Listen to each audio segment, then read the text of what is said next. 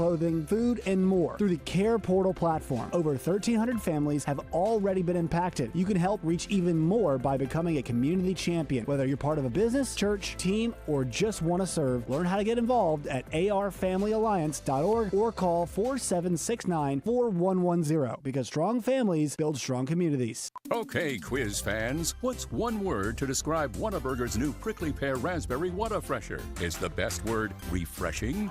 Or does the real raspberry make you say tangy? Or perhaps the sweet prickly pear fruit is simply delicious?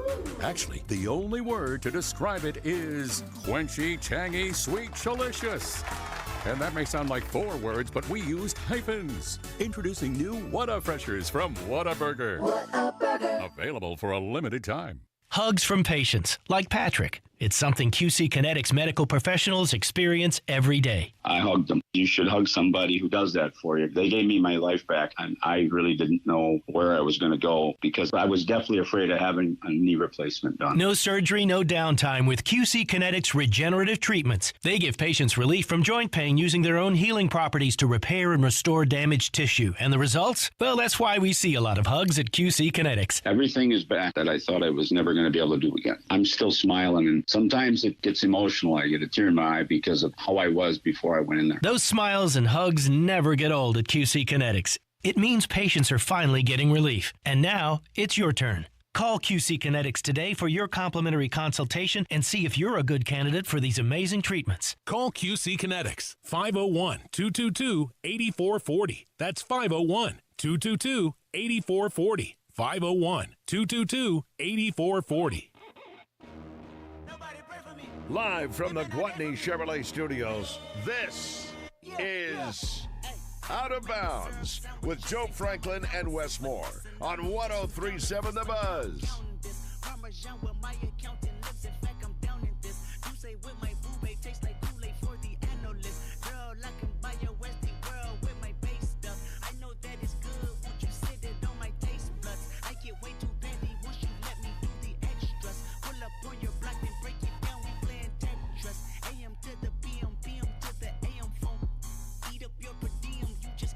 Here we go. What's up, everybody? Wes Moore, Joe Franklin. We're ready to roll. It is Out of Bounds. Hope you're having a good day. It is a Tuesday, a little closer to Razorback football. And we got some news yesterday. Coach Pittman is going to speak with the media. And the strength and conditioning coach, Ben Souders, is going to talk with the media Thursday. Camp opens, or they report Thursday. And first day of camp is Friday. So we're getting close. We're there. We're almost there. True practice reports to talk about starting, Friday, actually, Joe, because they're practicing like at 6:45, 7 o'clock in the morning. Huh, that's weird. Your mic's not working. Is your mic on in there? Need to try any and everything you can to beat the heat right now, so that makes sense to go early in the morning, and it's still hot early in the morning, but not as hot as it could be throughout the day. Yeah, they that's smart. You know, these guys are in shape. Back in the day, you're doing 2-a-days, and they're working out in the heat, trying to get them in shape. These guys are in shape. They've been working out in Fayetteville all summer. So I think it's, be smart about it and work out in the mornings, and they're going to be in shape. They'll be ready to go by the first game, and there'll be practices where I'm sure they go in the afternoon. Well, we know they'll go in the afternoons once school starts, so they'll have some time to get used to that heat. Before the practice, before the regular season begins. But, you know, I'm anxious to hear more from, you know, Souders is always good. He's a good interview, and coaches will say this. Head coaches will tell you that maybe the most important hire for a football program is a strength and conditioning coach. You know, we always talk about T. Will and Bobby Petrino and how great they are, but no one talks about Souders much, and he's got more time with these guys than anybody. It just depends on what the players look like. That's what makes the strength and conditioning coach so important. If you see that a team is really physical and you can see a difference year to year and just changing their bodies and really getting in great shape, that's when a strength and conditioning coach is kind of highlighted. If you don't see those differences, you don't see the physicality, then they're not talked about. I went back and looked at some of our video at Fox 16 from over the weekend. Braylon Russell had his camp in Benton, And Josh Berrien went out to the camp, got video, and interviewed Braylon. And I watched the interview today, and wow, we kind of bragged yesterday on Isaiah Joe and Bobby Portis and Moses Moody and doing their camps and giving back. But listen to Braylon and watching him at this camp run around with the kids and be so active in this camp. It wasn't one of those where he just showed up and said a couple of words and signed some autographs, handed out some T-shirts, and didn't interact with the kids. He was all out there in the middle of it. But what a good young man. Just listening to him talk, the interview, and in trying to inspire the kids, talking about the kids need to have a dream. He said at one point in his life he lost that dream and didn't think he would be able to do what he is doing. And now he says he's got that back, and he looked at fantastic.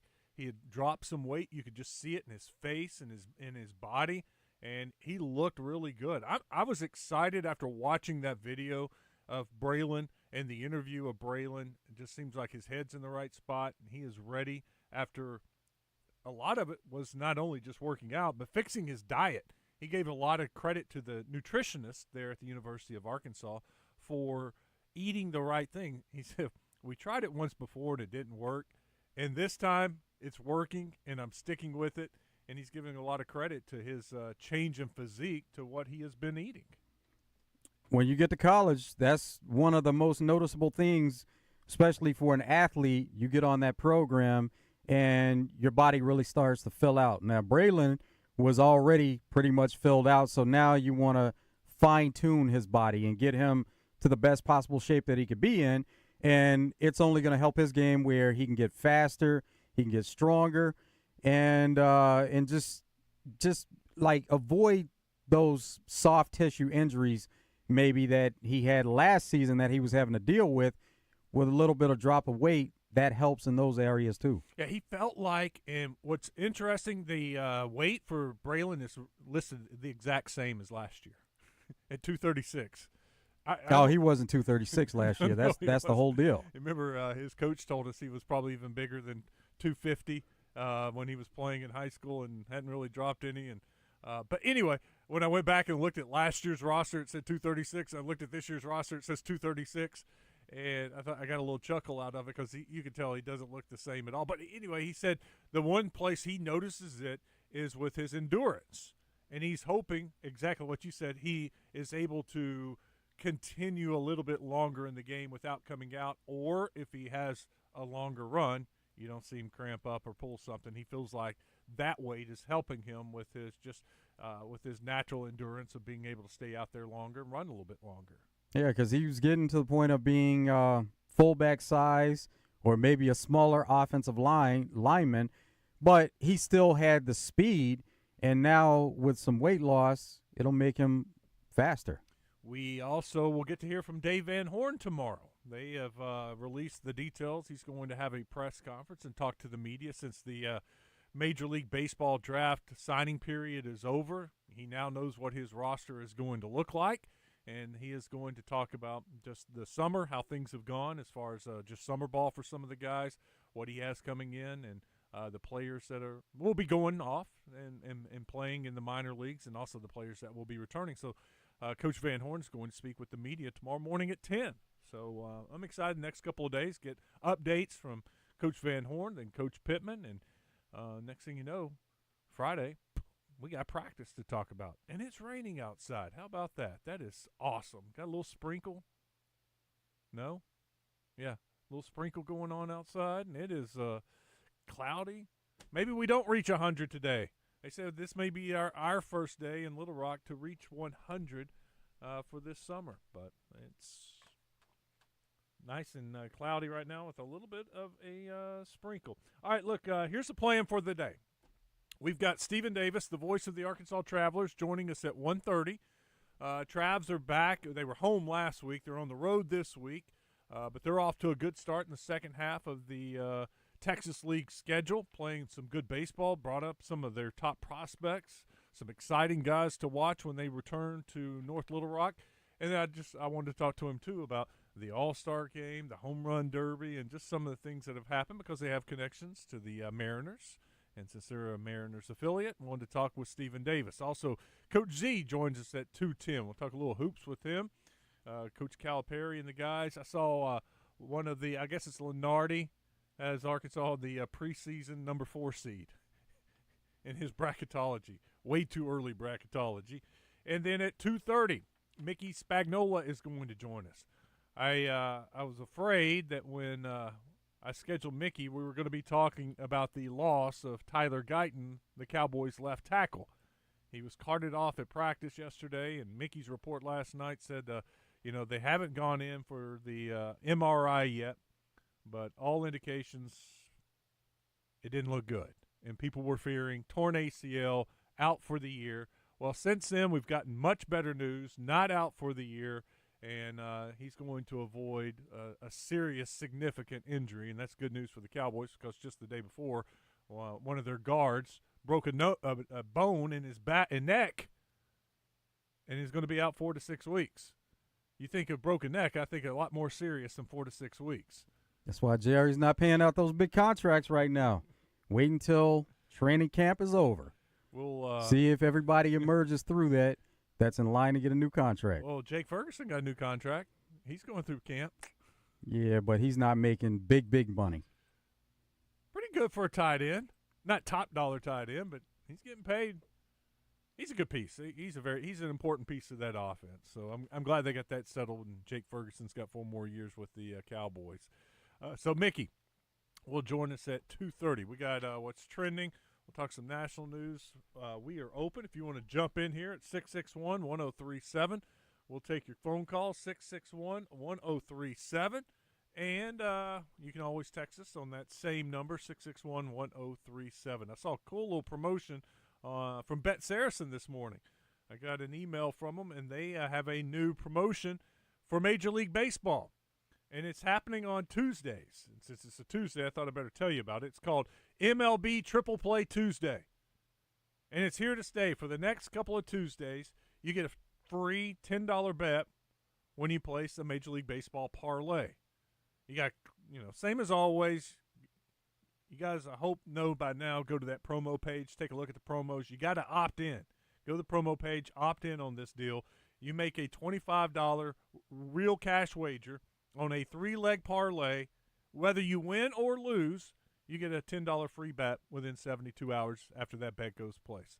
So it's almost like a little insurance there.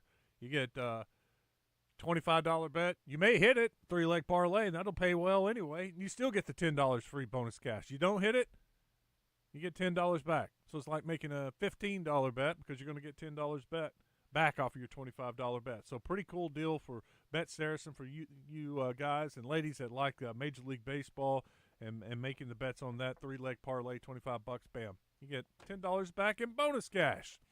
All right, I said we'd take some calls. Let's do it. 661-1037. Phone lines are open on this Tuesday. We're going to start with Rick. He's in East Arkansas. Rick, what's going on? Did I punch him up? I think we're having some board issues, Joe. You here, Rick? There he is. Hey, I'm here. Okay, there we go. Thank you. What's up, Rick? Hey, it's good to talk to y'all. Yeah, you too. Hey, y'all were talking about Braylon Russell. Yeah. From Benton. Yep. Hey, with this new offensive line that's supposed to be a little bit better, I'm hoping he's a 1,000-yard rusher with Taylor Green this year. What do y'all think about them prospects? Well, you know what? I think it's going to be like a lot of you see NFL teams and even some college teams. They're splitting up the duties. There's not going to be, and Coach Petrino said that Thursday. He doesn't look at it as a starter. He feels like they have 3 running backs, and they're going to have a package for Rodney Hill. He's going to come in. Mike Washington's going to get his carries. Braylon Russell's going to get his carries. So with it being all divided up, I don't know, Joe. Is it in this day and age? If one guy just takes the lead and all of a sudden has a couple of games, 100 yards, or more in consecutive games, yeah, maybe he could get up to 1,000. But it's still possible to have a 1,000-yard back splitting carries like that. It's even in less games, but usually see the college running backs maybe get more yards or have a higher average, and that's what would get a running back in that position. even sharing some carries where you can be a 1,000-yard rusher. You got anything else, Rick? Have y'all ever heard the song of Hotel California? Well, sure. Never, Rick. Is that a new song? No, hey, I live in East Arkansas. I can get in, but I can't get out. I owe y'all lunch, and I'm going to do it. All right.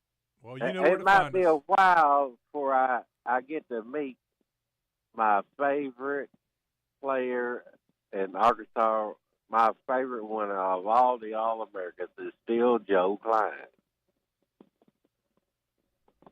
Yeah. He deserves the accolades. We're a big fan of Joe Klein, too. Yeah. Well, Rick, get to Little Rock. But You I'm know where going- we are. Come see us and bring us some lunch. Now I'm going to go ahead and buy y'all lunch. All right. I'll eat it. Look forward to it. Yeah, when you and Wes are there, and maybe even Joe's there, I want to buy y'all lunch. Thank you, Rick. We Because appreciate I it. owe you. I keep my word. I know you do. Have a good day. Let's go to David. He's in North Little Rock. Hey, David. Hey, I got a question about the Razorbacks, or kind of a question and comment. It's about the quarterback, and I'm trying to remember. So it's no secret if Taylon Green gets injured or hurt, we may be struggling. I'm trying to remember last year, did the Singleton kid, did he start a game? Was Taylon Green ever injured for a game last year? No, Malachi didn't ever start a game. We looked it up about a week ago. I think he played in 4 games. Of course, the UAPB game. He came in, obviously, the Tennessee game. The Ole Miss game, remember how it got out of hand, and Malachi, that was the game he probably played the most and looked good in that game. And then there was one other game he came in mop-up duty and just basically took a knee. I mean, Taylon Green, I agree, he's pretty dang good. We don't have another quarterback with any game experience. We've got KJ, the kid from Florida State, and then the true freshman. What happens if Taylon Green gets hurt early? Are we gonna win a game? And that's not a joke. Yeah. It'd be a great opportunity for one of these other quarterbacks if they're put into that situation. Well, let's just hope that Taylon stays healthy, and I hope he does. And those other guys are there for a reason. Don't get me wrong, but it seems like he's our. I mean, we got other players and all, but if Taylon Green gets hurt, oh my gosh, we're in trouble. He's probably without a doubt your most important player. Goodbye. Well, he is the most important player on this team. He cannot get hurt. Yeah, starting quarterbacks are starting quarterbacks for a reason, and it's a position that there's not a rotation on like many positions on a football team, and so you would think that there's always going to be some drop off with a starting quarterback, backup quarterback, but we have seen situations where backup quarterbacks come in and they play well, and a lot of that has to do with not only their own ability but the talent around them. I will say KJ Jackson does have experience. Remember, he played against UAPB. So he does have game experience, limited, very limited game experience. Coach Pittman did say at SEC Media Days that they think so much about KJ Jackson that they are not going to hit the portal when Green leaves to find a starting quarterback for next year. That KJ Jackson, in their mind right now, is the starting quarterback in 2026. So that should make you feel a little bit better that the coaching staff already feels like he's the starter in waiting. He did say, unfortunately, last year they didn't have enough games to where they could take Taylon Green out and put in the backup quarterback, albeit it would have been a quarterback that was transferring anyway. He is hopeful this year, early in the schedule, that they can get KJ Jackson some experience in case he's needed. And let's face it, KJ Jackson's going to have to play at some point this year. That's life in the SEC. I've gone back over the years and looked at it. Very few quarterbacks have been able to play the entire season, no matter how good your team or how good the offensive line is. Injuries are going to happen, and guys are going to be nicked up. He may only miss a series, but KJ Jackson's going to have to play. Heck, KJ Jefferson, as big as he was, he missed some time. Felipe Franks. I went back and watched War Machine had the Traylon Burks highlights, and with him being cut yesterday, they were out, and I watched them and watched some of Felipe Franks.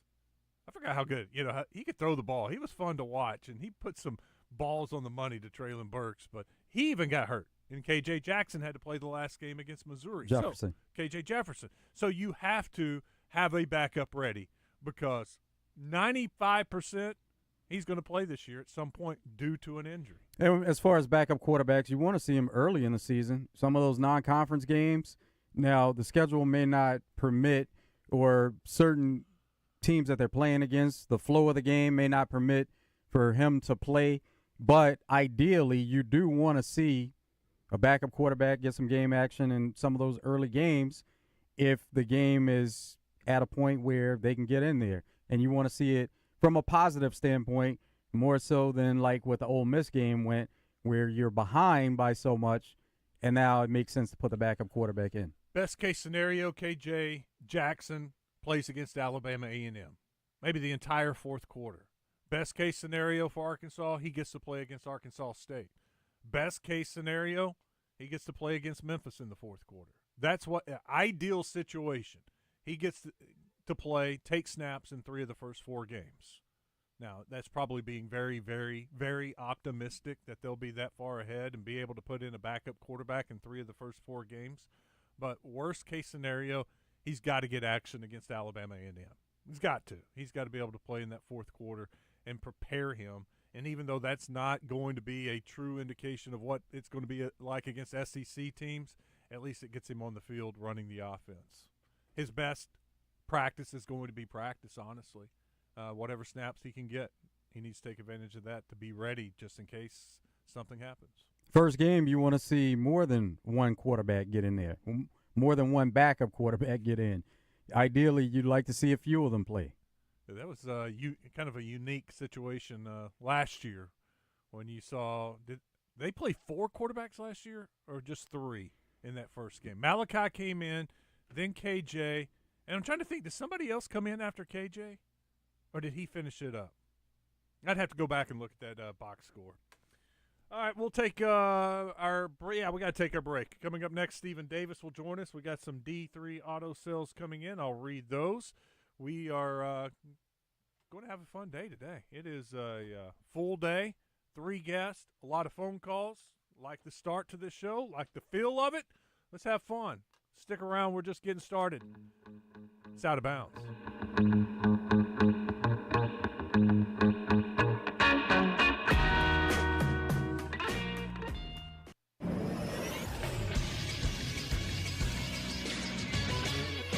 This is Sports Center. In Major League Baseball news yesterday, it was announced that Hall of Fame second baseman Ryne Sandberg passed away at the age of 65 after a battle with cancer. Sandberg spent 15 of his 16 seasons with the Cubs. He was a 10-time All-Star, 9-time Gold Glover, 7-time Silver Slugger, and a 1-time NL MVP in 1984. In the NFL, the Titans waived Traylon Burks following his collarbone injury. He recorded 53 catches for 699 yards and 1 touchdown in 3 injury-riddled seasons in Nashville. And in Arkansas football news, quarterback Taylon Green was named to the Maxwell Award watch list. 80 players are listed on the watch list. He's one of 9 SEC quarterbacks to be on it. K.J. Jefferson was the last Razorback to be named to the watch list in 2023. I'm Christian Weaver with the Buzz Radio Network. It's Gwatney Chevrolet's biggest sale of the year, and it's been so hot, we're cranking up the deals through the end of the month. Save up to $14,000 on new Silverados, the all-new 2025 Trax, in stock and starting under $20,000. Used vehicles from just $69.95 or $255 a month. No payments till November and 0% interest available. Rush to Gwatney Chevrolet in Jacksonville or shop now at GwatneyChevrolet.com. Chevrolet, together, let's drive. Restrictions apply. See dealer for details. Make your yard the envy of the neighborhood with top quality equipment from Cabot Outdoors. Right now, purchase a Hustler Fast Track Series mower and receive your choice of a free 3,500 PSI pressure washer or inverter 2,200 watt generator. An unbeatable bonus of up to $799. But hurry, supplies are limited and offer ends July 31st. The Hustler Fast Track delivers precision, comfort, and durability for homeowners who demand more. Stop by Cabot Outdoors, 901 South Pond Street in Cabot, and find them on Facebook. This is the Pigskin Preacher, bringing you the word. Arkansas is blessed with abundant rainfall, making our state a verdant landscape. Even if it rains more than usual, which it does sometimes, don't complain. Years ago, I was preaching in West Texas, and the farmer leading the benediction was interrupted by a thunderclap and a deluge from the heavens. He got choked up, thanked God, and said amen. It had not rained there for over 2 months. Sometimes we forget how dependent we are on the blessings of the Almighty. Double-B celebrates another of God's good gifts, ice cream. In Cabot and Clinton, Mr. B's hand-dipped flavors are ready to add flavor to your life. In our other stores, the wide array of choices will dazzle. Double-B's. It's where you gas it, grab it, and go. That's Double-B's. I'm Dr. Lowry Barnes. When it comes to orthopedic care, there's no place like the Orthopedic and Spine Hospital at UAMS Health. We built this hospital just for you, with state-of-the-art surgical suites, advanced technology, and the state's largest group of fellowship-trained orthopedic surgeons. It's the best place in Arkansas to get you moving again. And if you need urgent orthopedic care, UAMS Ortho Now is right here for you at the Orthopedic and Spine Hospital at UAMS Health, where motion lives and service leads. When Second's making a play, Short's got to cover. A winning insurance strategy doesn't rely on one person. Get a good hustle, good hustle. Communicate with your guys and make sure everyone's in the right coverage. It takes a team that knows its roles well, working together to provide an exceptional experience. Set the screen. You have to protect yourself. 1, 2, 3, Wildcat! At Shelter Insurance, you can count on our local agents and award-winning customer service to help you protect what matters most. See Shelter Agent Lawrence Forrester in Cabot, Steve Fisher in Stuttgart, or Kyle Stone in Pine Bluff today. Out of Bounds, live from the Gwatney Chevrolet studio.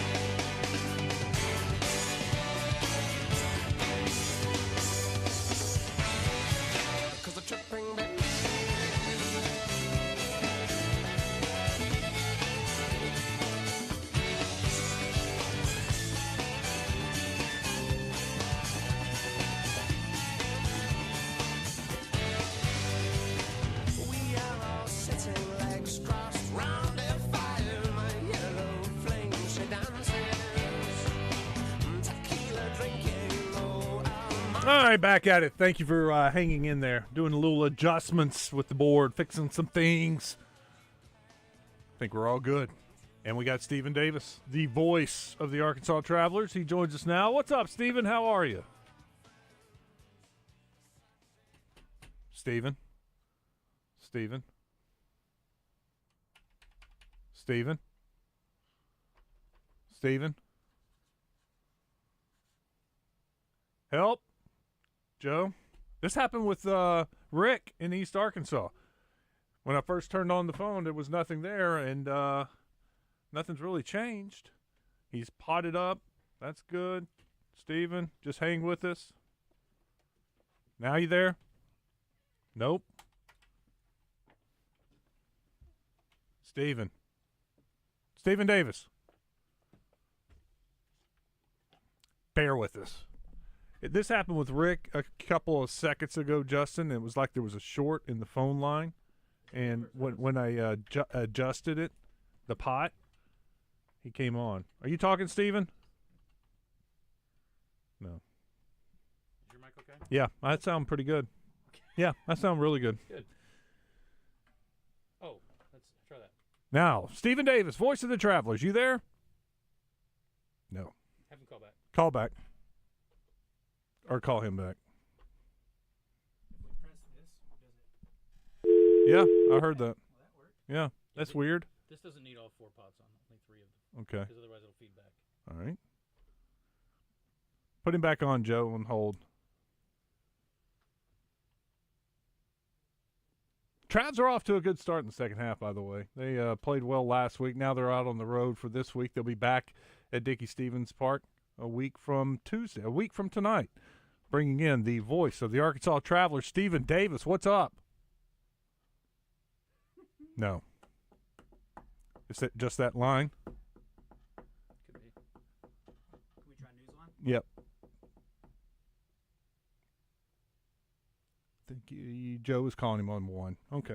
We'll have to go with 1. See if that works. All right. Thanks for bearing with us. Live radio.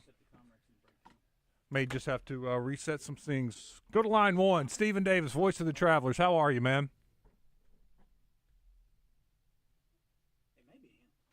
Could be. I have no idea. Steve. See, that's working. Why does that work?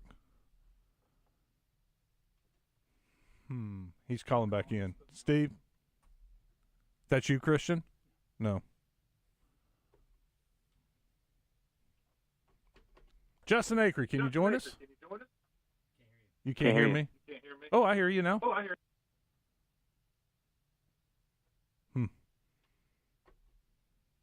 I hung up on you. Oh, I heard you. You hung up on Steven. But he wasn't talking. We couldn't hear him. No, he was calling back. I know. We put him on the air, and I said hello, and there was nothing there again. And so I hung up on him.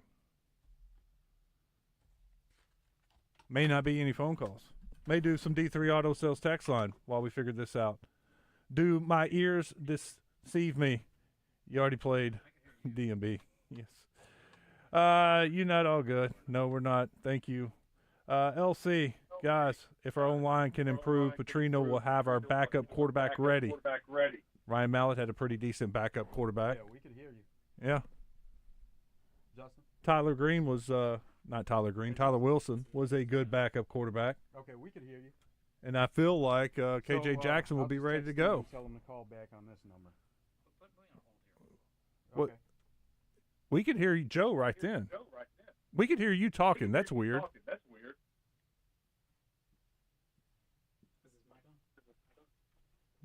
It sounded like it was coming across the phone line.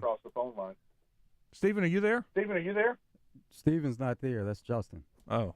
But is Justin coming over the air? Justin's not talking. Yeah, you came across the air. I can't hear you. Oh. Well, that's an issue, too. All right, back to the D3 Auto Sales text line.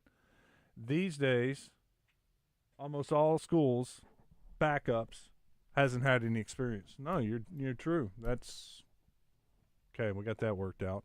Yeah, because most of the time backups are transferring now. They're not going to sit around and wait. It's like Malachi. He didn't want to sit around and wait. Had an opportunity to compete for the starting job at Purdue. He wasn't going to be the starter at Arkansas, so he transferred out.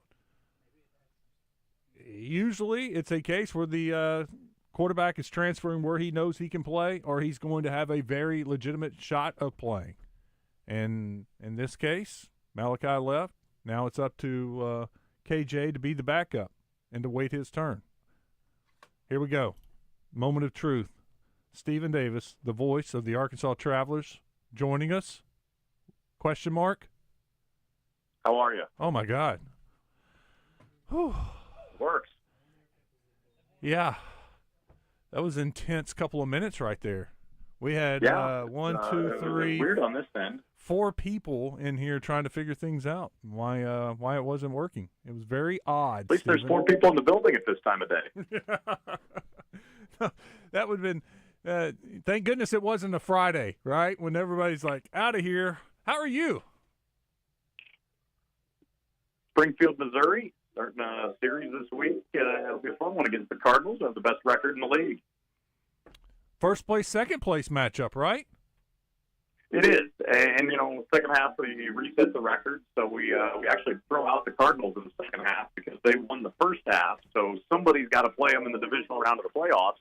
So really, if they win the second half, it's whoever's in second place. So the Travs would actually be in that playoff spot right now. Pretty intense battle for that, but yeah, haven't seen these Cardinals since early May. So interested to see what they look like, see how the guys they've had all year have changed, and see what they look like without J.J. Weatherholt, the first-round pick, the Cardinals' top prospect, who already is up to AAA and hitting it well up there. How much have Travs changed since that initial series? Travs have changed a lot, especially over the last few weeks with the additions to the lineup of Michael Arroyo and Las Montes. Things have changed quite a bit there. Travs' lineup is lengthier. It's more deadly having those 2 young guys in there towards the top of the order. Travs had Brock Rodden early in the season. He got hurt, missed most of the year. He just came back last week. That's a big boost as well. Pitching staff looks pretty similar except for some names in the bullpen. There's been a little change there, but pretty standard for a minor league season with the changeover the Travs have had roster-wise this year, and all positive changes so far. Guys have either been as good as the guys they've replaced or a step up. So that's all been good for the Travs in terms of more production in the second half. After watching Montes play for a couple of weeks, 3 weeks, whatever the case is, what are your impressions of him? First impression is he's a big, big human. He is massive. He's always smiling. He's always bubbly. He's always friendly. And offensively, the scouting report's dead on. He can hit it. And when he hits it, it goes places. He's got massive power. It is legit. It is raw power in batting practice. It shows up in the games. He's not a finished product by any means. He's 20 years old. He's still got a ton to work on, but he puts together a good at bat almost every time he goes to the plate. And then I don't know what I was expecting necessarily on the defensive side from him, but I would say I've been very pleasantly surprised. He works hard in right field. To me, he's at least average out there going and getting the ball, and then he's got a plus arm, which can make up for a lot as a right fielder. So he's been fun to watch, to say the least, both at bat and then out in the field as well. What's your impressions of the team based off the last series against Northwest Arkansas Naturals? That one was a good series, not just because they won it, but because of how they won it. Dropped the second and third games of the series, and the offense wasn't doing much, which you expect. It was at home. It's hot. All the games were low scoring, but to bounce back, scrap out a really tough, come-from-behind extra inning win on a Friday night, win again on Saturday behind a dominant pitching effort from Dylan File on the mound, and then Sunday just go out and start banging the ball around with 4 doubles and a triple and hang 8 runs. It was impressive to see the Travs take advantage of the few scoring opportunities they had those last 3 days, pull out 3 wins, and find a way to win that series when it looked like they could have just gone, you know what, it's not going to be our week, and it's really hot. Let's just go see if we can win another 1 or 2. They said, we're going to keep going with the same MO we've had all year. Let's go out and just fight and go find a way to win some games, and they did that. What was Montez? Have you talked to him since the Futures game? What was the experience like for him? He said it was fun. He said it was really fast. You get there on Friday. You kind of do a little bit that day. But the whole deal with the Futures game is Saturday then. They're in the clubhouse real quick. They do batting practice. It's a whirlwind with media around, and they play the game, and it's only a 7-inning game. He didn't even start the game. He goes, I found out that day I wasn't starting. He goes, so I'm sitting on the bench. You got to wait 3 or 4 innings. He got in. He only got 1 plate appearance. So baseball-wise, I think that's a disappointment for a guy when you don't get to you start a game and then you only get 1 plate appearance coming off the bench. But he made a catch in right field. He drew a walk in his lone plate appearance. all in all, though, it's about the experience of going, being there, and getting the vibe of All-Star Weekend in Atlanta this time, being around the other top prospects. Overall, he said it was a great experience. And, if you're in the big leagues, you don't get to do that again. But he said it was something that if they ever asked him to do it again, he'd love to do, but had a ton of fun and met a lot of people. Did he get to stick around for the Major League Baseball All-Star game? No, they get those guys out of there on Sunday, so those guys can actually have an all-star break and get to enjoy it. They get the 4 days off like everybody else, and get them in on Friday, get them out on Sunday, and get them off Monday through Thursday. And then he was back with the Travs on that Friday for a road game in Midland. So they don't get to stick around. They let the big boys handle the big all-star game. What are you going to be looking for with this upcoming road trip and trying to get some more wins and getting a good position here against Springfield? You know what? This week's about the trade deadline. That's what I'm watching. As a baseball fan, just to see what goes on around the game, and specifically with the Travs parent club, the Mariners, who have said they're in position to be aggressive and go out and add some more pieces to their club, trying to make not just the postseason this year again, but a run in the postseason. So we're on trade deadline watch for 3 days here until 5 o'clock on Thursday night. It's just a great time of year as a baseball fan to get to enjoy that. But then from the baseball perspective with these guys, some of them might not be here after Thursday, or we might have some new guys come in after Thursday. You don't know how it's all going to shake out. So you just wait and see, and we'll enjoy that. But that's the main thing I'm watching this week. See what the makeup of this Travs team looks like. Not necessarily during the course of this week, but when we get back home next Tuesday, August 5th, to start a 6-game homestand, what does the Travs team look like on that day? Who's still here? Who's not here? What additions are there? So my number one thing I'm watching this week is roster construction, just to see from the trade deadline perspective if the Travs get hit. Stephen, what do the Mariners need? Well, Mariners needed a corner infield bat. They already went out and got Josh Naylor from the Diamondbacks.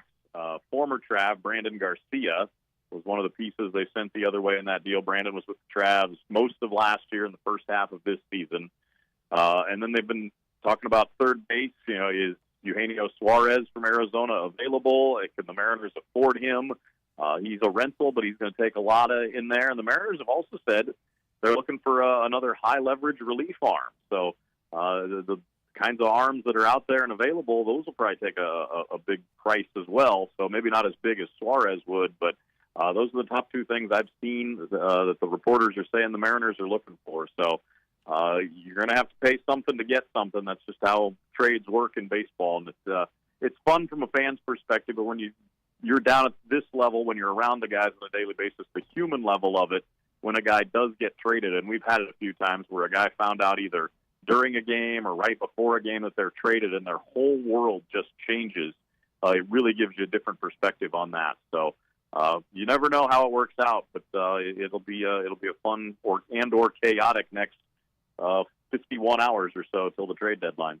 Are these guys talking about that? Is that something clubhouse chatter?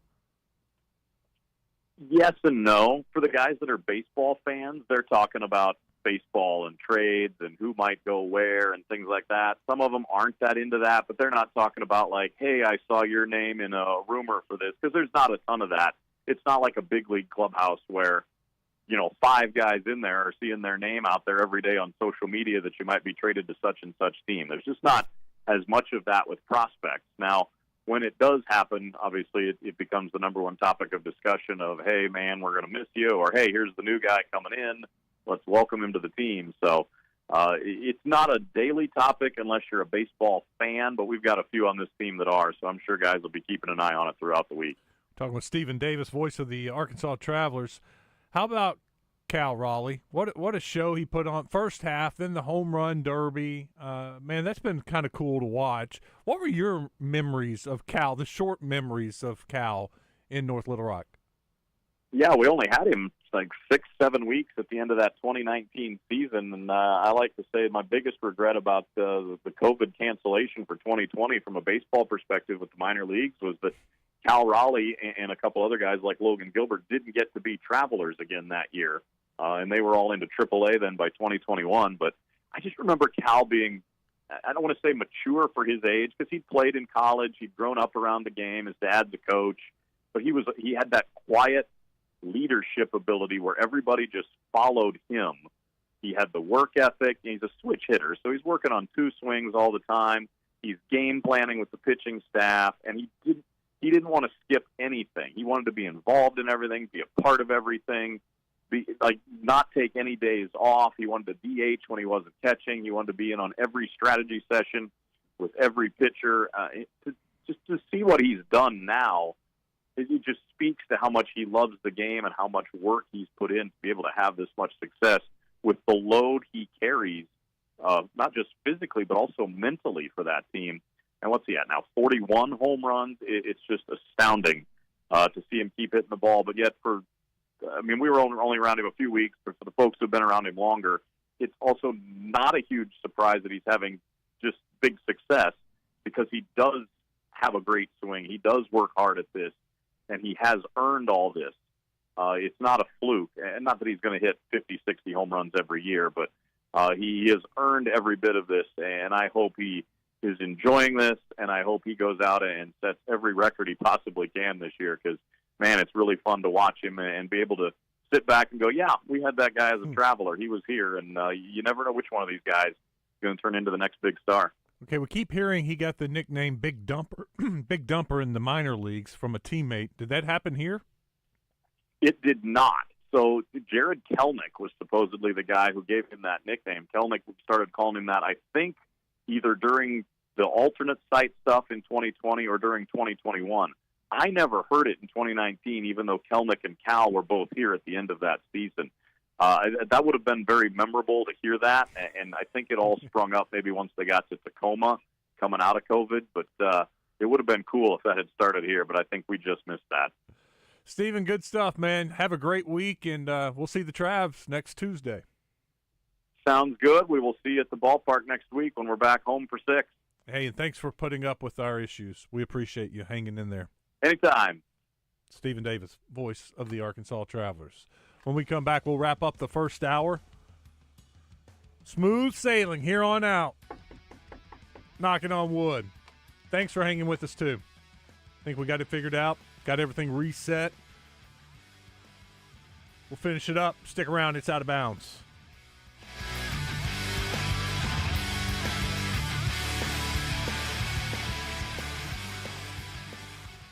March is gone. The brackets are done. Feels like we need some excitement. Are you kidding? Do you realize how much is going on? Basketball, hockey, baseball, golf. It's like 8 seasons in one. It's the season of action. And we can bet on all those with the Oaklawn Sports app. That's the spirit. Now let's go lock in some bets. Receive a 10% profit boost on qualifying 3-leg parlays. Bet all summer long. Oaklawn Sports, Arkansas's best sports betting app. Gambling problem? Call 1-800-GAMBLER. We all have that nagging pain. For me, it was in my back, and I thought it would go away if I kept running. If I really worked on my core strength, it might dissipate. Well, guess what? That's not always the case. Hey, everybody, Josh Neighbors here for QC Kinetics. If you have that continued pain, you should schedule your free consultation today with the medical professionals at QC Kinetics. They've turned around thousands of lives with their regenerative treatments that work with your body to restore and repair damaged joint tissue. And these are natural therapies, so we're not heading to the pharmacy all the time. We're not going back to the doctor after surgery all the time. And the best news is you can bring your x-rays and MRI to QC Kinetics. It's a no-pressure chat and a thorough evaluation that could change your life. So stop living with that day-to-day joint and muscle pain. Pick up the phone right now and call QC Kinetics today. 501-222-8440. 501-222-8440. One more time, call QC Kinetics at 501-222-8440. Are you tired of holding up a two-wheeled bike at every stoplight? Are you ready for the ultimate thrill on the open road?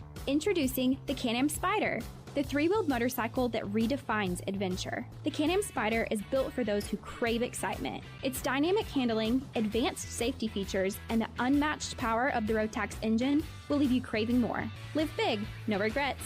Your next ride is waiting at Hubbard Power Sports, Can-Am, and Sea-Doo of Russellville. On the road, on the water, or in the trails, we've got the ride for you. If you love to travel, Capital One has a rewards credit card that's perfect for you. With the Capital One Venture X card, you earn unlimited double miles on everything you buy.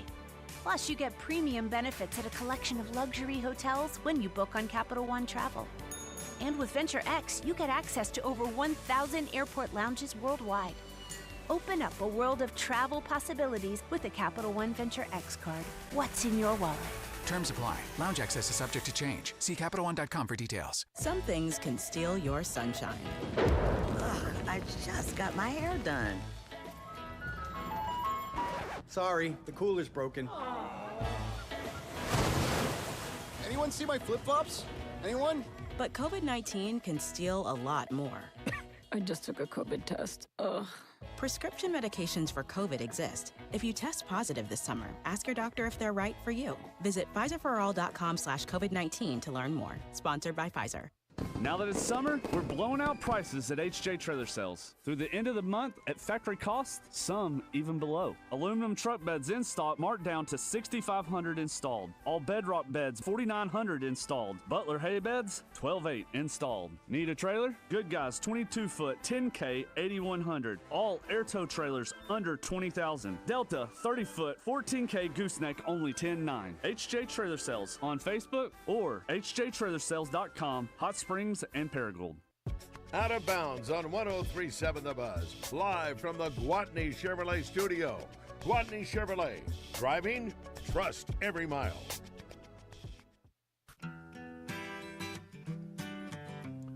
All right, back at it. We'll wrap up our first hour. Take a couple of questions off the D3 Auto Sales text line. Let's see here. First one. This is good. This is a good little quiz for you. With Traylon Burks being cut, is Brandon Allen the only Razorback in the league right now? If so, that's bad. I just looked up a story. You said the only Razorback in the league? Is he the only? Is Brandon Allen the only? Yeah, no. No, we just they just had some players drafted. How many? I just looked this up. It's a good story on Arkansas Razorbacks SI. How many Razorbacks are in camp right now? Take a guess. How many you think are in camp trying to make the team? 12. Everybody, in your mind right now, pick a number. How many Razorbacks are in camp right now trying to make a team? Got your number? 31 are in camp right now trying to make the team. 31 Razorbacks. That was a little high. I didn't realize that. But there's plenty in the league. We just don't think of it. Washington Commanders, you got Dietrich Wise. Tennessee Titans, Brandon Allen. Matt Landers, trying to make it. Tampa Bay Buccaneers, Antonio Greer. Seattle Seahawks, Tyrone Broden. New York Giants, Jeremiah Ledbetter. Saints, John Ridgeway. Patriots, Hunter Henry. Minnesota Vikings, Andrew Armstrong. Las Vegas Raiders, Hudson Clark and Dalton Wagner.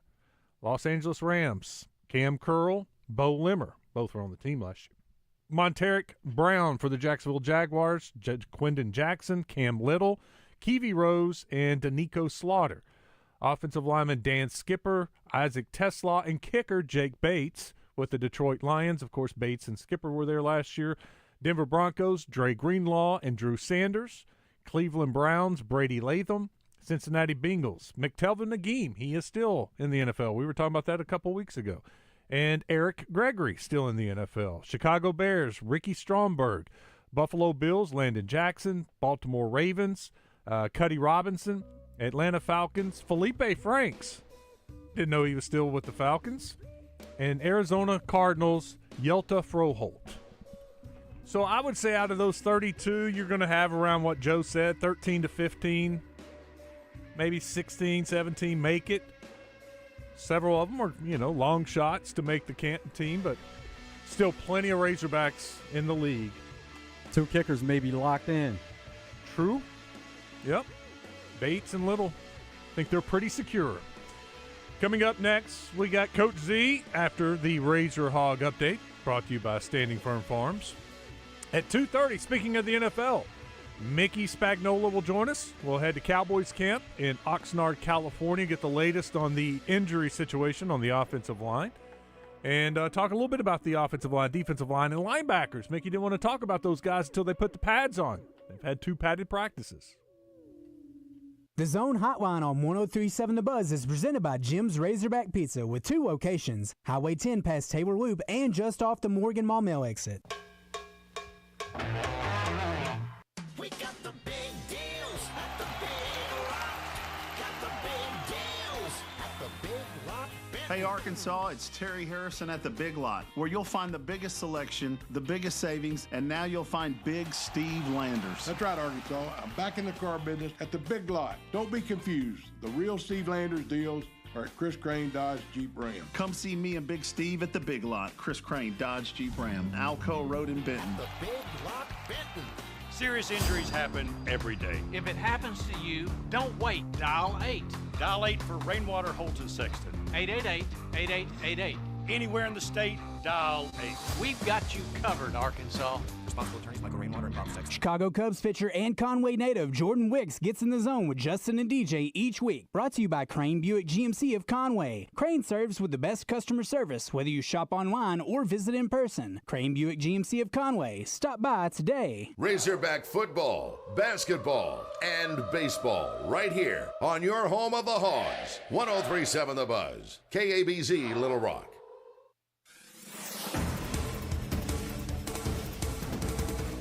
One man is in custody for a deadly shooting near a church in Bryant. Police got a call about a stolen vehicle near First Baptist Church on South Reynolds Road yesterday morning. There they found a 23-year-old woman in the driver's seat who'd been shot. She died after being taken to the hospital. Her name hasn't been released. An investigation is underway in Little Rock following a Monday afternoon homicide. Police say a man was found dead in the parking lot of an apartment complex on Labette Manor Drive. As of yet, no more information about the victim or a possible suspect has been released. 2 other murders have taken place at the same address this year, the first in January and the second in February. And a missing persons case is now a murder investigation in Camden. Ouachita County deputies say 18-year-old Braden Roberson went to meet his ex-girlfriend last Thursday night. He was reported missing the next day. Investigators believe he got into a fight with 3 people at Sandy Beach Park. He was found dead yesterday in a wooded area of Union County. Deputies later arrested all 3 suspects, Bryson Vaughn, Melanie Pipkin, and Cameron Hildebrand. I'm Sincere Tonsel from KRK4 Today for the Buzz Radio Network. Get in the conversation with life and feedback at 1037thebuzz.com. Presented on Out of Bounds by Gwatney Chevrolet in Jacksonville. Weather from the Fletcher Weather Center with KARK's Pat Walker. 98 degrees this afternoon in Little Rock will become partly cloudy with a 20% chance of a shower or a thunderstorm. Plus, an extreme heat warning will be in effect where heat index values could reach 110. Tonight, a 10% chance of a shower and thunderstorm with a low of 78 degrees. And tomorrow, back up to 97 with a 20% chance of rain. For the Buzz Radio Network, I'm meteorologist Pat Walker. Benihana Happy Hour Specials, $3, $6, $9. Sushi, food, and cocktails. Available 5 to 6 p.m. Monday through Friday at Benihana Bar. This is Trey Schapp. Tune in each Friday morning at 5:30 right here on The Buzz as I bring you From the Shortgrass. Presented by UAMS Health, Orthopedics, and Sports Medicine. About the game of golf, this is for you. You can also find it wherever you get your podcasts.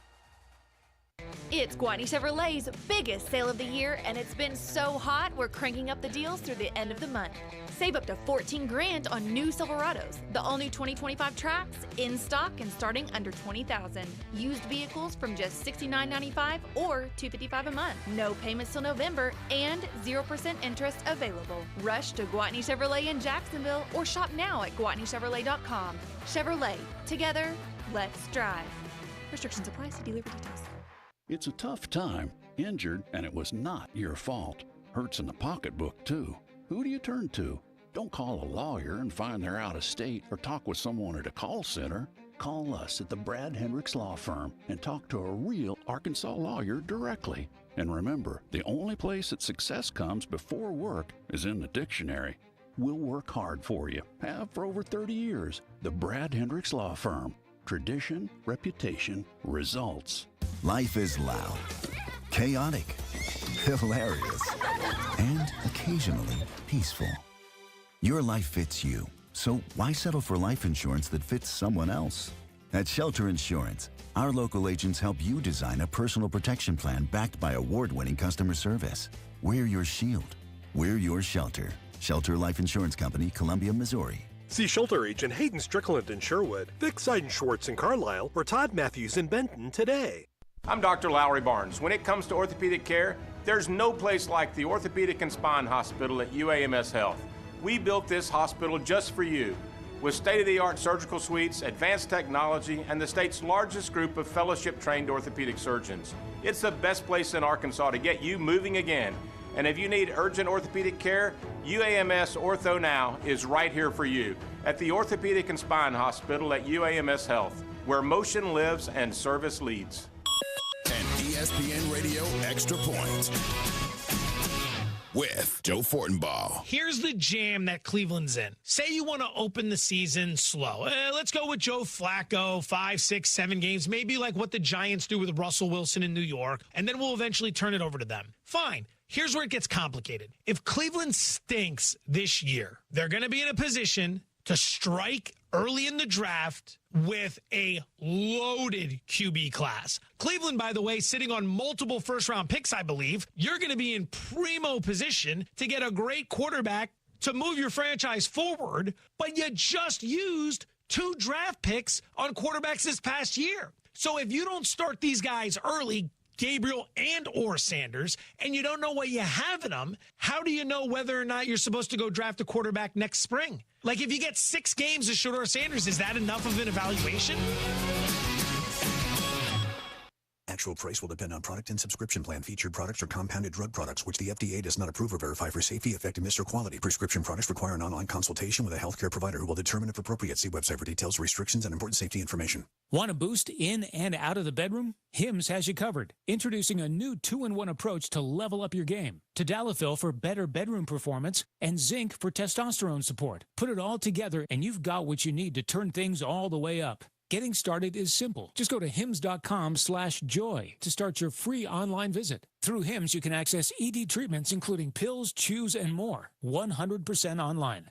No office visits, no pharmacy lines. Just fill out a simple intake form and a licensed medical provider will determine if treatment's right for you. If prescribed, it ships free and discreetly to your door. Find affordable treatment options at up to 95% less than brand names at hims.com/joy. That's hims.com/joy, HIMS.com/JOY.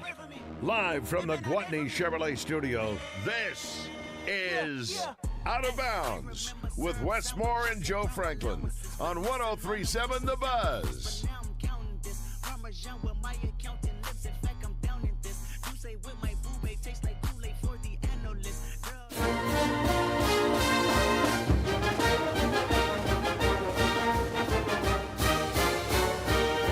Your Razor Hog Update is brought to you by Standing Firm Farms in Greenbrier. StandingFirmFarms.com for high-end restaurant quality, fresh Angus beef delivered to your doorstep. Get a hold of them at StandingFirmFarms.com. A couple of Razorback notes for you. Our guy, Fernando Carmona, has been named to the Outland Trophy preseason watch list. Created in 1946, named after John H. Outland. The Outland Trophy is awarded to the best interior lineman in college football. Of course, Carmona was a big part of the Razorback offense last year as a tackle, now moving inside to guard. Congratulations to Fernando Carmona. We are actively trying to find a sponsor for his segment in the fall. If you'd like to sign Fernando Carmona to a deal, call the sales team right here at Signal Media. Get that deal done so we can get Fernando on here. He's great, too. He breaks it all down. I'd like to start next Monday with him, you know? Maybe after Monday morning practice, he comes on the show Monday afternoon. That'd be awesome. Good. Let's go. Get it rolling. Call him. Other Razorback notes. Saw a good note for the softball team. You know, they only had 2 transfers, but their transfer portal class was ranked number 5 in the country because the 2 transfers they got were so good. Tiana Ball and Dakota Kennedy. Bell comes from Cal, where she was a 2-time All-Conference and a All-Region nominee. And during her 2 seasons at Cal, she hit over 300 with 32 home runs and 108 RBIs. And Kennedy was a 3rd-team All-American with Arizona. So they got 2 big transfers. Their transfer portal class ranked number 5 in the country. And the Arkansas Razorbacks track and field team, it's a big weekend for them. There's a combination of 28 Razorbacks, current Razorbacks, and former Razorbacks that will be competing in the World Athletics Championships in United States, British, Canadian championships. It's a big meet track and field, and a lot of former and current Razorbacks will be competing in this event. Speaking of Razorbacks, we can talk a little Razorbacks with Coach Z, Matt Zimmerman. He joins us now. What's up, Coach? How are you? Oh, I'm doing great. I was just telling Joe, hey, when it's in the high 90s here and it's smoldering hot in Fayetteville, and we're always about 5 degrees cooler than y'all. So when we're this hot, I can't imagine Central Arkansas. It's got to be on fire.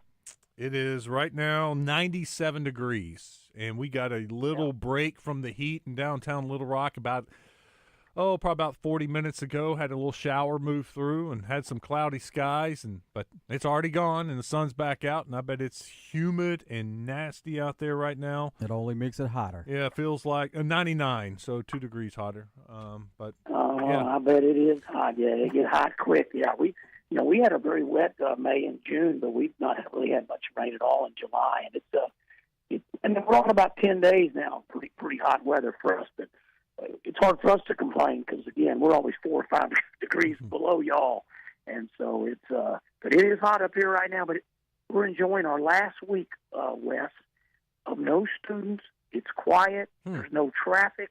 It is so peaceful, and then the young ladies will start coming back next week, and then they'll start moving in. They'll come in for sorority stuff, and then right after that, all the freshmen. Young ladies will roll in, and then, week after that, all the boys will arrive, and it'll be the biggest class ever in the history of the University of Arkansas. It'll be about 35,000. That's huge. Wow. I didn't realize they were up to 35,000. Yeah, the football team reports Thursday, and their first practice is Friday.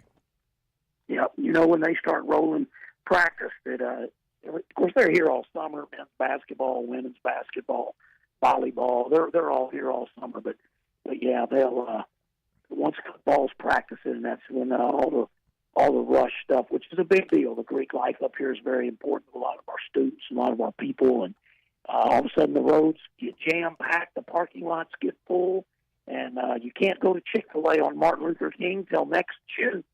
So it's shut down. You can't. It's done. You can't get through there. That's wreck capital of Fayetteville right there. What's this last week like before chaos comes in with everybody getting there? Yeah, it's just pure joy right now. I mean, it is just so nice. You get it. I ran over to a Mexican spot at lunch here, Mexico Viejo, and it takes me literally about 3 minutes to get there on a day like today with no students. Even the apartments. Are pretty much empty. I think we have about 4,000 or 5,000 students that stay here and either work jobs or go to in-person summer school. Last year we had about 33,000 students. That means that, say, 5,000 stay here. You got 28,000 that leave. This year we're going to have about 35,000 students, and so most of them leave. And what's crazy, when I was in college, 86 to 90, the apartments were 9-month rentals. Well, now the apartments have gotten smart or greedy or both, and everything's a 12-month rental.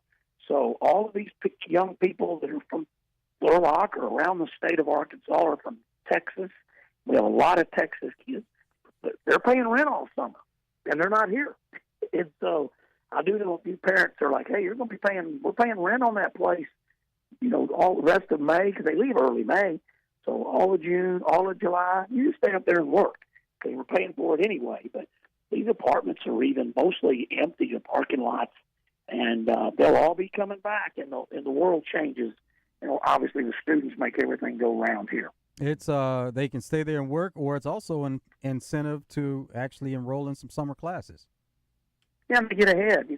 Summer school has been such a great boom for college athletes. That's why they can graduate, because a lot of them take a little bit smaller course loads than the average student. In the fall and spring semesters, they're busy. A football player, for example, he's got to be enrolled in a minimum of, needs to be a full-time student to play college football, which is 12 hours. I'm keeping an eye on that rule because with all the NIL and all the changes and so many more years of eligibility now, are they ever going to say you don't have to take 12 hours? And if they ever change that rule, the student-athletes will definitely go down. That way they can stay longer. Because there's so many perks and benefits and so much monetary gains that they want to be here a longer time. It's really interesting because the right now they still have to have 12 hours to be a full-time student. And like for a football kid, that's probably what you're going to take in the fall. Now in the spring, if you need to take 15, maybe you need to take 18 to catch up.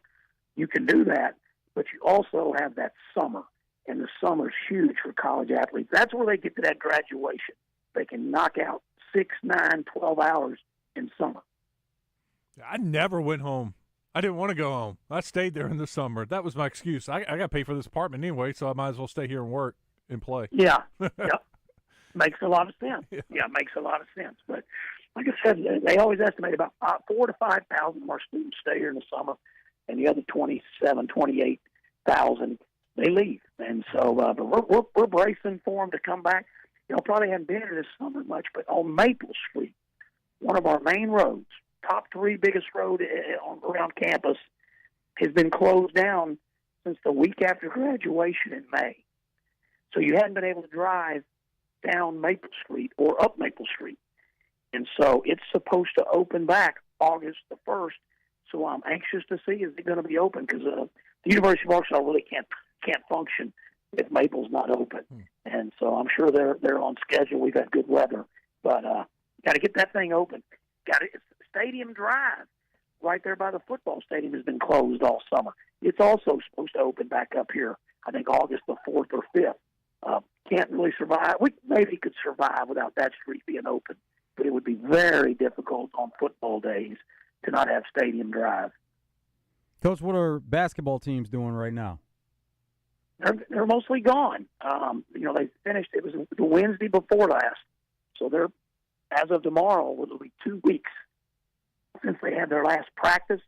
And the one positive of that was there's no injuries other than Kareem Rattal. You know, he missed the last 4 or 5 weeks, kind of banged up, but they say that's not going to be a long-term injury, so he should be back when they roll back in August.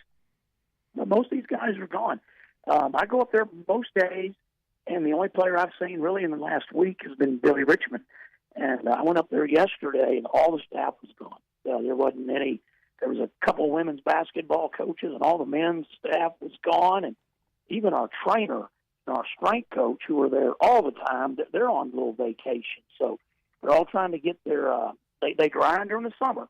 And so when they get a little bit of time in May or a little bit of time late July, early August, that's their chance to kind of recharge their batteries and get out of here.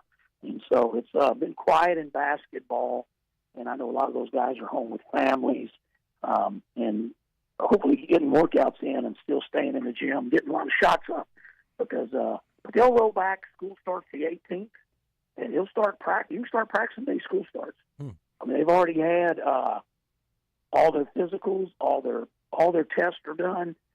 When school starts August 18th, they start practicing and get ready. You have exhibition games in October, and you start playing your real games early November now. Matt Zimmerman with us on Out of Bounds. Coach, I'm guilty of just reading the headline and not reading the story, but what was the tough love Coach Calipari showed Carter Knox when he returned from the NBA experience? Yeah, I thought he got on him pretty good, and it was very smart because, Carter had that great finish to his freshman year, and then, they do a lot of online classes now, so kids don't have to quite be here as much to grind out in class, in person as much. So after, a week or so after we lose to Tech in the NCAA tournament, a guy like Carter, he hits the trail. They have agents now. They've all signed with agents. He goes with his agent. They start working out in front of NBA teams. They start going to NBA teams. They go to Combine. They have a lot of stuff. So they're kind of in and out of town. And a guy like Carter, he was pretty motivated to do well and maybe have a chance to go ahead and start his NBA career. When that didn't happen for him, he had a tremendous option. Come back here and make a lot of money and have a great sophomore year as a Razorback. They all started practice, about the 1st of June. He was still kind of coming back from the NBA stuff. They gave him a little time. So I'd say he missed the first week or two of summer workouts. And then once he came back, he was just a half step slower than these other Razorbacks that have been going for a couple weeks. And he had to catch it. It may not have been 2 weeks, but it was at least a week. And so I think that Coach used that as an opportunity. He looked tired at first, and he had not been doing these kind of college player workouts since we lost at the end of March. And now this is the 1st of June. I know he's been working out. He's been doing a lot of skill work, but I don't think he's been doing a lot of full court stuff. And so I think when he had to run up and down that floor, coaches talked a lot about the 20 suicides he was having them do. And Carter wasn't doing suicides, I don't think, in the NBA workouts. And so I think that it was a good chance for Coach Cal to to get on him a little bit. And we got to get you back. But I'll tell you what, the last couple of weeks, he was outstanding. He looked so good. He was shooting the ball well. He had his legs back under him. He looked in really good shape. He was shooting the basketball well. He was tough. He was pretty vocal with his guys. He's a sophomore now. He's kind of got a little stride. He's got a little bounce. But one thing I loved about him, he was driving it more than he's ever drove it. And he looked like he was just much more aggressive getting to the basket. And so I think that he should have a great year. We know that. Hopefully he stays healthy and has just a tremendous season because he's one of the best players here. No question about it. And so I do think Cal, he didn't probably have to get on him, Wes, but I think he saw a little window where he's not quite where I want him to be right now, so I'm going to get on him hard. And I love that coaching right there. As far as Carter Knox being more vocal and just speaking, is that something that's different, a big difference you've seen in him from last year to now? I'd say it's a difference. I don't know if it's a real big difference. Carter's never been the quietest kid, but he's not, going to be, super vocal. That was more of a, a DJ and a Boogie, Nellie Davis. Those guys kind of were the ones that said most of the stuff that had to be said last year. Even Trenton is a quiet player. Jonas Adu was a relatively quiet player. Billy is going to play super, super hard, not going to say a lot. So I think that Carter is stepping into more of a leadership role because he's in his second year. He feels more comfortable. I do think from seeing him the last part of this summer, he was much louder. He was much more vocal. And I think that's a good thing. They need that. It can't all be on DJ, because other guys need to be vocal as well. Nick Pringle's a loud guy out there. He exhibits leadership. He encourages. He claps. He gets on guys a little bit. I think Nick Pringle's got a chance to be a big part of the leadership core of this team. Matt Zimmerman with us. Coach, we haven't talked about it yet, but Luka Doncic in the headlines. He was at Yankee Stadium signing or hanging out with Aaron Judge. He's on the cover of a men's magazine, and looks like he's taking working out seriously and losing some weight and getting into good shape. What have you seen? Yeah, I think that's great. When you hear him talk, he talks about how he would go back to Europe mostly in the off season. He'd drink a lot of beer, and he probably worked out some, but he didn't work out a lot. And I don't think he was making first team All NBA. And I think that he felt like in the summer, I've got to rest a little. And a lot of players are that way. I need to get my legs under me. I'm playing 82 NBA games. The year before that, they made the finals. So I think he was a tired player. But the trade, he loved the Mavericks. That's been clear. He loved being there. His feelings were hurt. Now, it's a pretty good deal, Wes, if you get your feelings hurt and you get traded to the Lakers. That's pretty nice. You know what I mean? No offense to the Pelicans or the Hornets or anybody like that, but hey, you're getting traded. You're not happy about getting traded, but by the way, you're going to the Los Angeles Lakers. And so he landed in a great place, and obviously if he can elevate his game back to where it was, or maybe even over that, because he's in that age where he should get better. He's not in the decline yet. LeBron's not going to keep getting better. He's past that pinnacle. Been past the pinnacle for 4 or 5 years. Still been a very good player. But he's at 26, 27. He can still show improvement as a player until his early 30s before he levels off or starts going down. And I think that it's been a wake-up call for him. I think he was embarrassed, and I think that the Mavericks get rid of him because they were worried about his conditioning, worried about how hard he worked out, worried about how does he take care of himself. It sounds like he took it the right way, and he went to work, and that's a credit to him. And but you know what? They got beat in the first round, so he should be motivated. If he wants to be one of the all-time greats, you can't get beat in the first round all the time. You got to make yourself special. And so it'll be interesting what kind of season he has, but to be in that kind of shape, that's huge for the Lakers. Luka was someone who heard the noise, and it was impossible for him to avoid it because that's what everyone was talking about. But with Lakers, their franchise that's known for trading for great players or signing great players in free agency. So when he views it from that standpoint, now you think about this is what that organization thinks of me to hold him in that upper echelon with other great players throughout the years that they brought in. Yeah, I think it was a big deal that as much as the trade looked very lopsided to help the Lakers, the Mavericks, Anthony Davis has never stayed healthy, but he's a tremendous player. So it was a big deal for the Mavericks to get that type of talent, but they gave up so much, and the picks and everything they gave up to get him, the money that it cost them. Wow. And the Mavericks, still one of the most questionable trades of all time. That'll pan out over the next few years. How did this trade really work out? But I think that he seems very motivated to show the Mavericks, look, I can be first team All NBA still. I can trim up. I'm not just going to sit around and drink beer every day. I'm going to get in shape, and this may be his best season yet. Yeah. And so he was starting to get little injuries. And those injuries, part of that, the Mavericks were. Some of the injuries are just bad luck in sports, unfortunate. But for them, missing this and missing that, they were just seeing more. He's not taking care of himself enough, and now he seems like he's motivated to do that. I knew it would happen. Yeah, it's not even just about the workout either. Luka said the key to dropping some weight was cutting out sugars and carbs. Yeah. They said he was on low, very low sugar. I'll give him credit. That's very hard, difficult to do, and credit to him. And he might be the MVP this year. Yep. Being a Laker helps you. Being a Laker gives you a little step above a lot of other players. And so it'll be interesting to watch how he does, how LeBron does with that team, and how good can this Lakers team be. They look like they're going to be great. I was pulling up Bet Saracen MVP numbers. Luka's third on the list at plus 550. I bet that's gone down in the last 48 hours after his appearance and the magazine cover. Yeah, for sure. Shai Gilgeous-Alexander and Jokic are probably 1 and 2. You nailed it. You've been on Bet Saracen, Coach. No. Jokic is 210 and SGA is 220 plus 220. Luka's plus 550. Yeah, that's really interesting, and that's so Luka.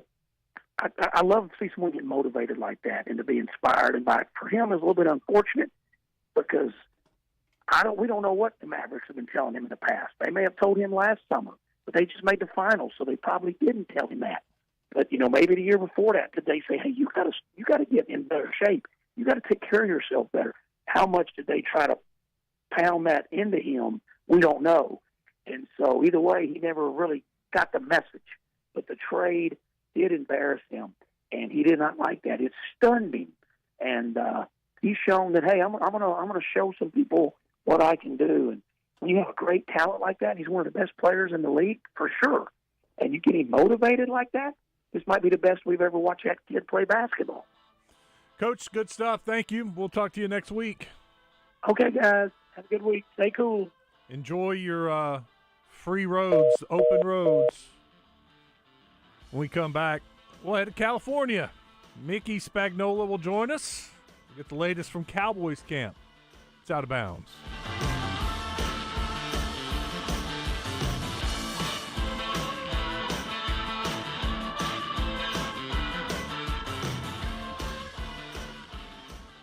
Hi, I'm Trey Reed from the Arkansas Game and Fish Commission, inviting you to join me every Wednesday morning for the latest news from the great outdoors. It's brought to you by Arts Marine in North Little Rock, now under new ownership, but with the same familiar faces and incredible service you've known for years, plus the area's best selection of boating parts and supplies.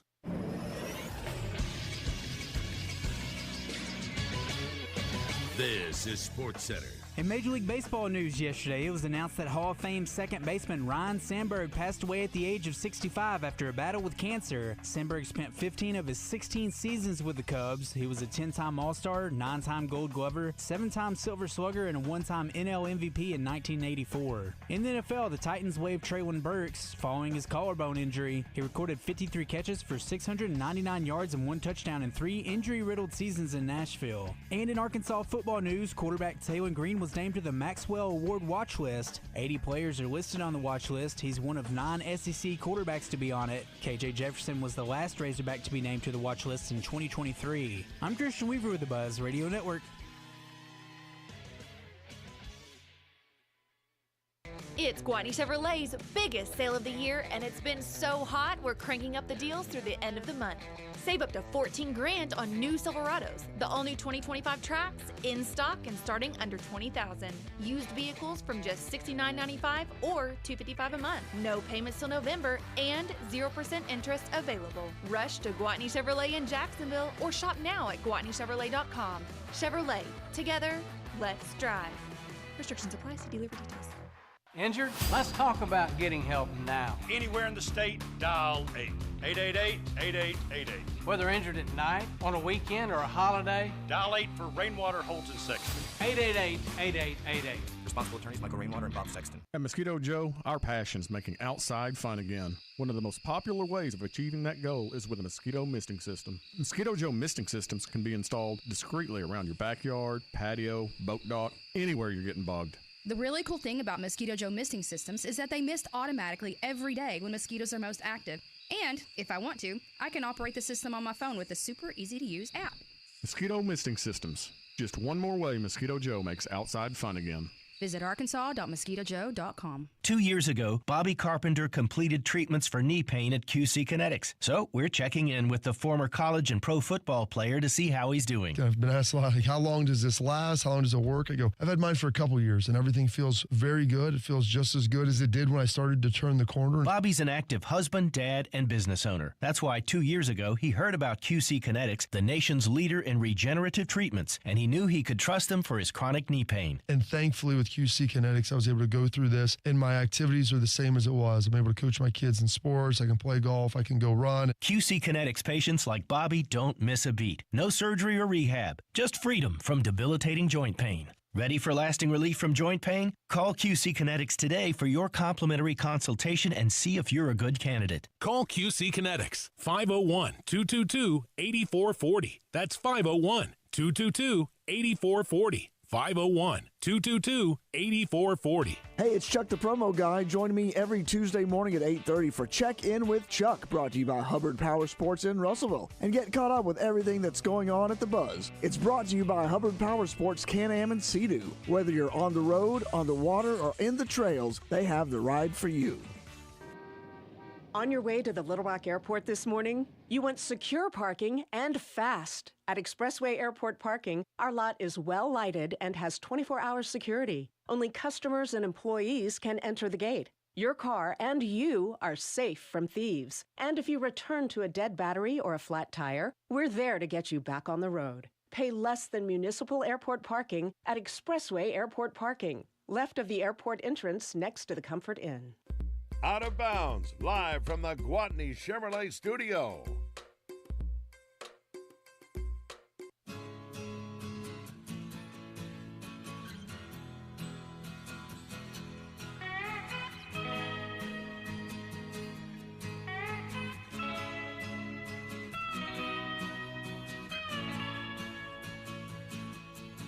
Well, I tried to make it Sunday, but I got so damn depressed that I set my sights on Monday, and I got myself... Welcome back to Out of Bounds. Wes Moore and Joe Franklin. Let's head out to Oxnard, California. Bring in Mickey Spagnola at Cowboys Camp. What's up, Mickey? How are you? I'm doing fine. I think I'm healthy. Yeah. Nobody else is here. Been a rough couple of days for the Cowboys. I know. Pretty soon that this stuff continues, they're going to ban practicing in pads. Tell us about the two main injuries that everybody's heard about. Well, Rob Jones, veteran offensive guard, he got a chance to work with the first team that day, and evidently, went in to make a block and lower his head, and he ended up fracturing a bone on his vertebrae. So, he's out 2 to 3 months, and then Tyler Guyton, who's your starter at left tackle, he ends up getting rolled up on, and I think the preliminary analysis of it was that he tore his ACL, and then they went and got the MRI and noticed that was a bone fracture in his knee. So he's out 4 to 6 weeks. So, that was a blow to the offensive line, and they're looking for, backups there.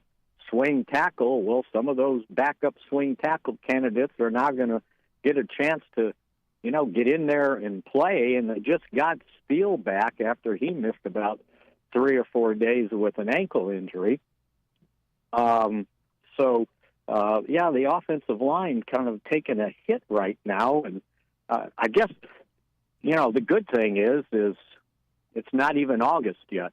So when you start talking about some of these injuries, these guys will be back, it would seem, at some point, but still you're missing valuable reps here in training camp. A lot better news with the Guyton injury than expected. Did you see the injury when it happened? I did not. It was across the field, and he kind of went down in a heap, and and everybody was around him. Guys were kneeling down, and that's never a good sign. And then when he got helped off, the Cowboys' top orthopedic surgeon, Dr. Dan Cooper, was walking with him. And so that also raised your antennas that, like, if he's going in, they're not sending in the intern to help him get to the locker room, right? So, the appearances were bad. And then, no one can wait to get the results from an MRI. Everybody right away, it's an ACL. And, and here's the problem with our business. I saw 4 sites proclaiming he tore his ACL. They're not even here, right? They're not here. And they're making reports like that. So I wonder if they retracted everything when the accurate report came out after the MRI. So who are the candidates to replace Guyton? Well, they had been using Nate Thomas over there with the second team, last year's 7th-round pick. Awesome Richards has gotten some snaps at both tackle positions and guard. And then when Steele was out, Adeniji worked over at right tackle. So those would be the top 3 guys. And I guess I forgot Matt Waletzko wasn't practicing. I think he's got an ankle or sprained knee or something. But, he's kind of on his last leg here. I mean, he's been here 3 years and hasn't really been able to do anything. So this is the final year on his rookie contract. So those 3 guys at the tackle position, I think they would be the top guys. And, even Rob Jones, had he not gotten hurt, he's basically a guard, but he had some snaps during his career at center. I mean, at tackle, and he could have been a candidate, but obviously not now. So, that's going to be some young guys there right now getting an opportunity to prove themselves in the NFL. Since putting on the pads, what have you seen that has stood out to you from the team? It's hard to say. I like the way I've seen the running backs run. Now, they're not tackling, putting guys to the ground, but they're thumping them up, and you got to kind of try to run through contact. And I think they've done a pretty good job. The threesome of Javonte Williams, Miles Sanders, along with Jaden Blue, and Phil Marfa is starting to show why he was successful in college, that's a big running back, and he's pretty powerful, but he's got some speed. So those guys have looked good. I know the Cowboys have gotten criticized that they didn't take care of the running back position, but from what we've seen so far, that looked good. And, and if those guys look good, then that meant the offensive line was doing something. So I've noticed that. I've noticed the defensive front has done a really good job of putting pressure on the quarterback, especially during blitz periods. The offensive line has struggled a little bit of picking up blitzes, but those would have been the, I think, early impressions have made. The Khair Elam at cornerback is getting, working with the first team, and he's sort of, with Bland missing and Diggs still rehabbing, he's sort of been the guy out there. And so I think he's made an impression on this coaching staff that, he could possibly be a top 3 cornerback even when all the other guys are healthy, and that would be a huge boost to the cornerback room, especially since, there's so many young guys in there after your normal starters, and I think everybody forgets that, they got to replace Jordan Lewis. That was a big free agency loss there in the slot. Bland has played in the slot. I mean, that's where he actually started. But if he goes in the slot, then I need somebody else to play outside. And if Khair Elam could handle that, that certainly would be a boost to the depth on this team. Deuce Vaughn is a fan favorite, and every time he gets in there, he's exciting to watch. I like watching him. Is he getting any run? Well, he was, and then he strained his hamstring, and he's missed the last 2 padded practices. But, when they were, basically in minicamp practice, and even the first day in pads, I thought he was running well. And they were, they got an opportunity to utilize them with somebody that utilized them at K-State with Connor Riley, had been the offensive line coach / offensive coordinator when Deuce was at K-State, and now he's here as the offensive line coach. So I'm sure he's got some input on, okay, here's how we can maximize this guy's ability even at his size. So he's got to hope he can get back into practice. Today's a day off, so we'll see what happens tomorrow when the pads come back on. What has some of the secondary depth look like with some players out? Other than Elam, I don't know that anybody else has made a great impression. Wanye Thomas was, they were kind of using him in different situations or different positions. He's a safety by trade. He's been back there as a safety, but they were working him in the slot some also. And then he ended up, I think, if I remember correctly, it was an ankle. So he's missed the last couple of days of practice. It's just amazing. My buddy and former roommate here, Brad Sham, would always say we go to training camp to find out who's going to get hurt. And, over this first week, we found out a bunch, so unfortunately. The safety position, Malik Hooker, so I don't know what got into him yesterday. I think he thought it was all-out tackling practice because he put some hits on guys like I hadn't seen before. So that was a good sign. Donovan Wilson coming back from off-season surgery, he looked good. The other guy that they were looking at cornerback to be maybe a top 3 or 4 guy, Kalen Carson, who ended up starting last year, the season opener, and started 5 or 6 games before he had shoulder problems. He was finally back in practice. They let him go, and then he ended up with a little bit of a knee problem. So he missed practice yesterday. So day off today. We'll see where that one goes. Got Mickey Spagnola with us from Oxnard, California, Cowboys camp, with former Razorback Traylon Burks being waived, injured by the Tennessee Titans. It comes up because we have a lot of Cowboys fans around here. What's the Cowboys' depth at wide receiver look like? Would they have any interest on Traylon Burks? You know what? I think with the addition of George Pickens, that improved the depth greatly at the wide receiver position.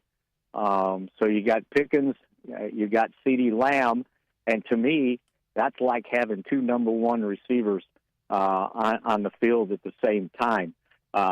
They'll go with a rotation at the third spot, depending on where they want the guy to play. Not necessarily it has to be the slot, because CeeDee Lamb can play in the slot. But they've got several candidates. I think Kevontae Turpin had a great day yesterday, and he was catching passes all over the field. Not just swing passes or handing them jet sweeps or screens. I mean, down 15, 20 yards down the field. So, he's a candidate for the third guy. And then Mingo also, if they need a bigger wide receiver to line up outside and Lamb inside when they go three wide, there's him and Jalen Tolbert. So the depth at the wide receiver position, I think, is pretty good. So they've got to be careful on, if they pick somebody up, how much is it going to cost? And I would think a younger guy would have a better chance, because the minimum base salaries are less than bringing in a veteran who's been in the league 3 or 4 years. Mickey, how about we have a question on our D3 Auto Sales text line talking about going out to Oxnard. Would it be better for this team to be working out in Dallas in the heat and toughening up the team, getting them ready for the season? No, because they'd be indoors. They're not going to go out there and practice in 100-degree heat, right? When I woke up this morning, it was 58 degrees, all right? And by time, if they were practicing today right now, my guess is it's 70, at most, since we've been here, it's 75.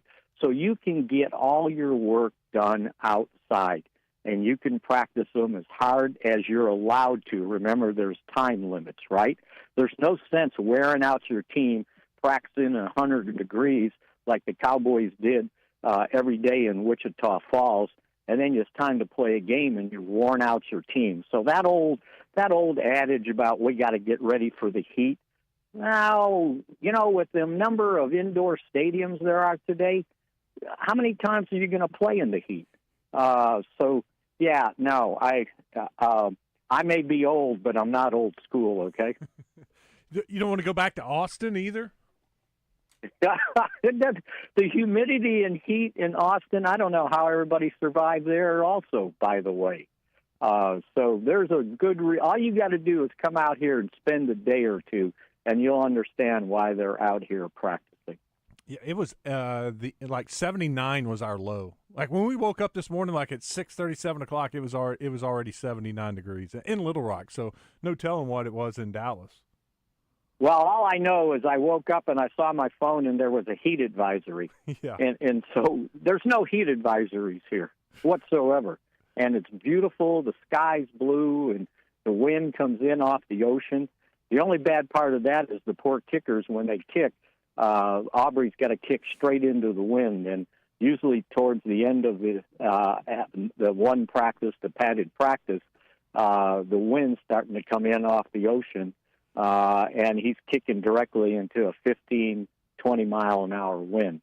And what's happened is before, they had a lot of trees here along this end of the practice field that they've cut down, and we're assuming they cut them down because of all the wildfires. They didn't want any embers, flying around in the sky and possibly catch them on fire and then start a fire here at the complex. So, yeah, the trees, the two things happen with them. One, they cut some of the wind down, but two, it's not a total block of the wind, so there was tunnels, and the kickers had to kind of gauge where they were going to play the wind, because you hit it straight, and it would get blown if it got in the little tunnel between the trees. I saw this place be the death of many kickers' careers because of kicking into this wind. I was just looking at the Cowboys' schedule, and, they have a lot of dome games, but then their road games are, at Philadelphia week 1. Is it going to be brutally hot in Philadelphia at 7:20 at night? No, I don't think so. At Chicago on September 21st, at the New York Jets. On the lake, by the way. Yeah, at the Jets, at the Panthers. That Panthers game's in October, so I don't think it's going to be hot then. Go to Denver. Not going to be hot, so I don't think we have to worry about the heat for any road games. Now, we got to move into the 21st century when it comes to heat. And a couple of dome games, too. And then you finish the season. Yeah, right. You need to worry about the cold weather, finishing at Washington and at New York. There you go. Yeah. Mickey, we appreciate it. Good catching up with you. And we'll talk to you soon. Always good to be with you guys. Yeah, thank you. We appreciate it. Okay. Mickey Spagnola, DallasCowboys.com. Of course, you can see him on Fox 16, Silver Star Nation. I guess we'll have a report from him tonight. Now that I found out it's a day off, may have to change my plans for tonight. When we come back, we'll wrap up the second hour. Got some questions on the D3 Auto Sales text line. We'll hit those. And we can take a phone call. Stick around. It's Out of Bounds.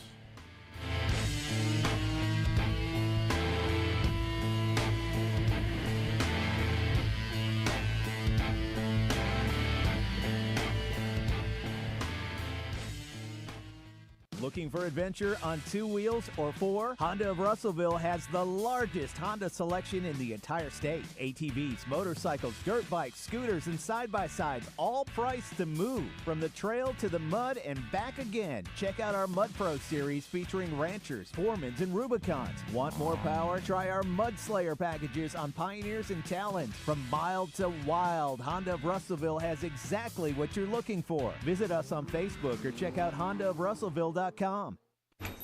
Oh, hey. Hey, thanks for meeting me here. It's just, you're my only lawyer friend, and I need your professional opinion. You see that brand new Hyundai Tucson out there? That's all I paid for it. Let me get back to you on that. Deal's so right, it almost feels wrong at the Hyundai Getaway Sales Event. Get 0% APR for 60 months, plus no payments for 90 days on select Hyundai models. Only at the Hyundai Getaway Sales Event. Offers end July 31st. Call 469-405-7740 for details. Hurry in. Every day in Arkansas, children face crises like poverty, instability, and family separation. But there is hope. Arkansas Family Alliance connects community members like you to urgent needs like beds, clothing, food, and more through the Care Portal platform. Over 1,300 families have already been impacted. You can help reach even more by becoming a community champion. Whether you're part of a business, church, team, or just want to serve, learn how to get involved at arfamilyalliance.org or call 4769-4110 because strong families build strong communities. Drivers who switch and save with Progressive could save hundreds. With that kind of money, you could go big time on a fancy water bottle with ultra titanium alloy metal. You're not sure why you need all that. I mean, it just holds water. But you're getting it anyway, because if you're hiking near an active volcano and you accidentally drop the bottle into molten lava, your water will still be icy cold. Switch to Progressive and you could save big time for water bottles. Progressive Casualty Insurance Company and affiliates, not available in all states. Potential savings will vary. Lanny went to college and racked up huge debt. A little bit over $100,000. For a degree he couldn't use? Now what? I had a friend that went to my computer career. They even helped him get hired immediately after graduation. One of the things I love about IT is that you can work from anywhere you want. You could become an IT pro in just months, including cybersecurity and the basics of AI with zero experience at mycomputercareer.edu. It worked for me, and I know it can work for you. This is one student's experience. Individual results vary. In Arkansas, cancers of the lung, breast, prostate, and colon are the leading cause of cancer deaths. Yet simple screenings can save lives, helping doctors find and treat cancer early. If you have a family history of cancer, you need to start screenings even earlier, because cancer screenings can never come too soon, only too late. To learn more, visit cancer.uams.edu.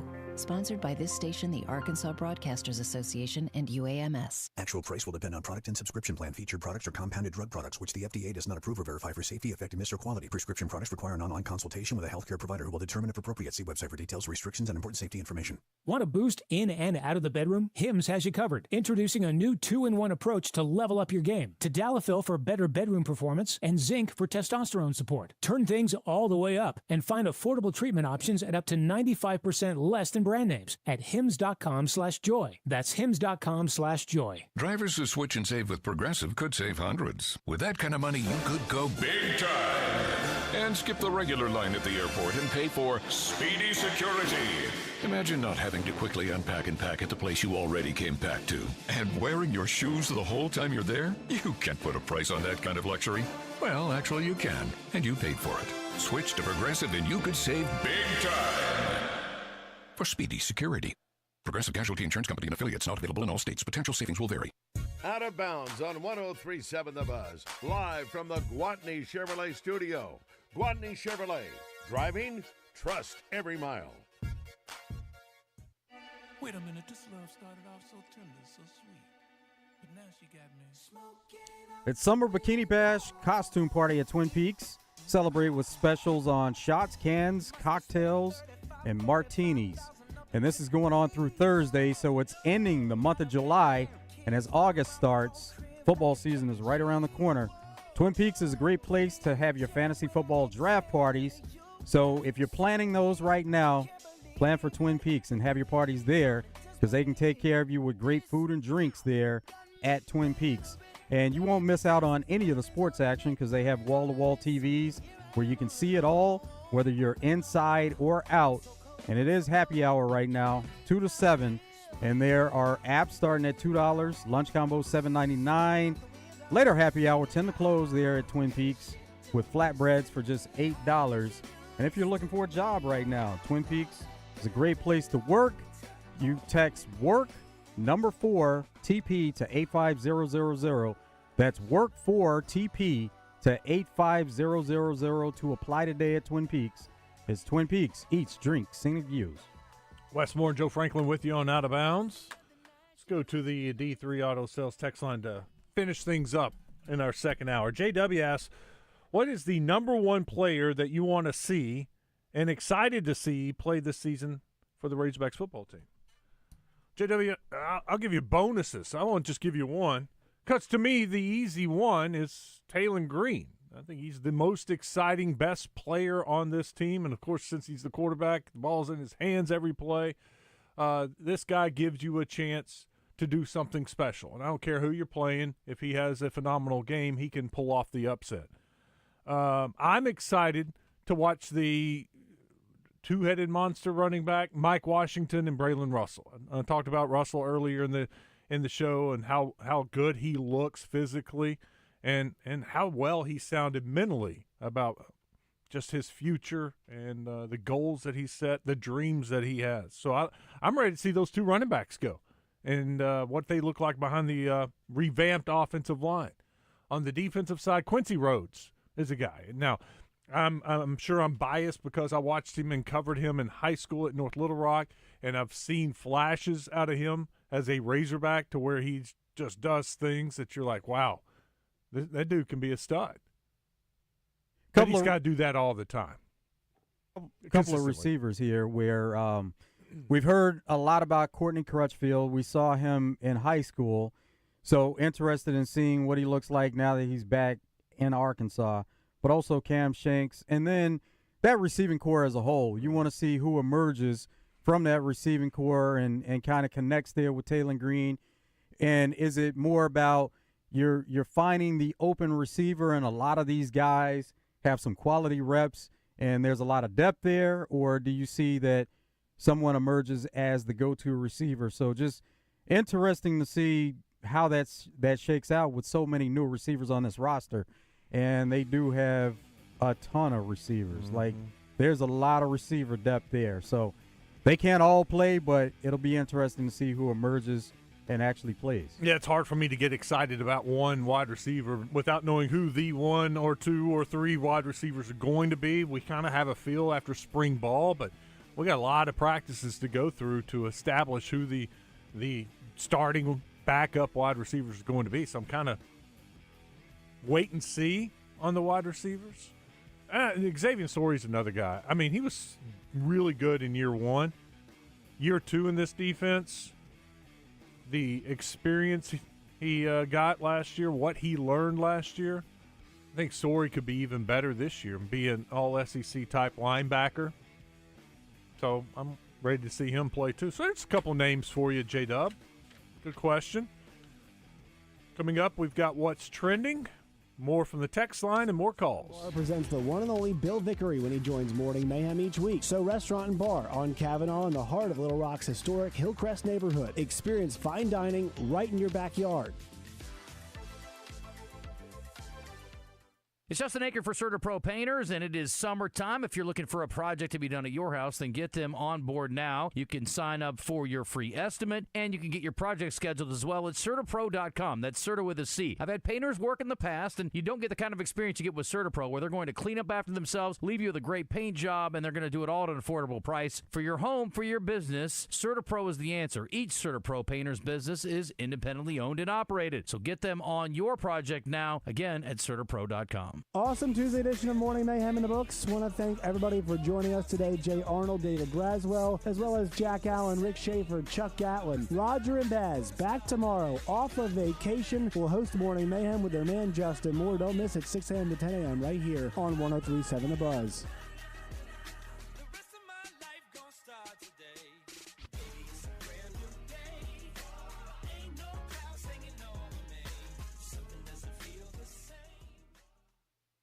.1037thebuzz.com.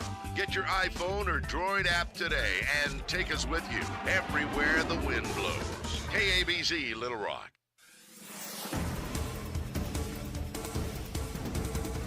The manhunt for the person suspected of a double homicide at a state park continues this morning. Clinton and Kristen Brink were with their two young daughters during the attack in a remote area of the park. Thankfully, the girls were not hurt. The FBI has joined the state police in the search for the man they believe killed the Brinks. Investigators are confident one of the many hikers out that day at Devil's Den State Park saw him or has video or photos of him. If you do, please call State Police Troop L at 479-751-6663. And other news, as the dog days of summer continue, workplace safety is a concern, especially for employees inside restaurant kitchens. The El Alamo Mexican Grill in Little Rock has been scaling back hours to give workers a break from the heat. Their tight family-run kitchen is home to a fryer and two 400-degree grills. The owners say they're fighting a losing battle against the rising temperatures. I'm Sincere Tonsel from KRK4 Today for the Buzz Radio Network.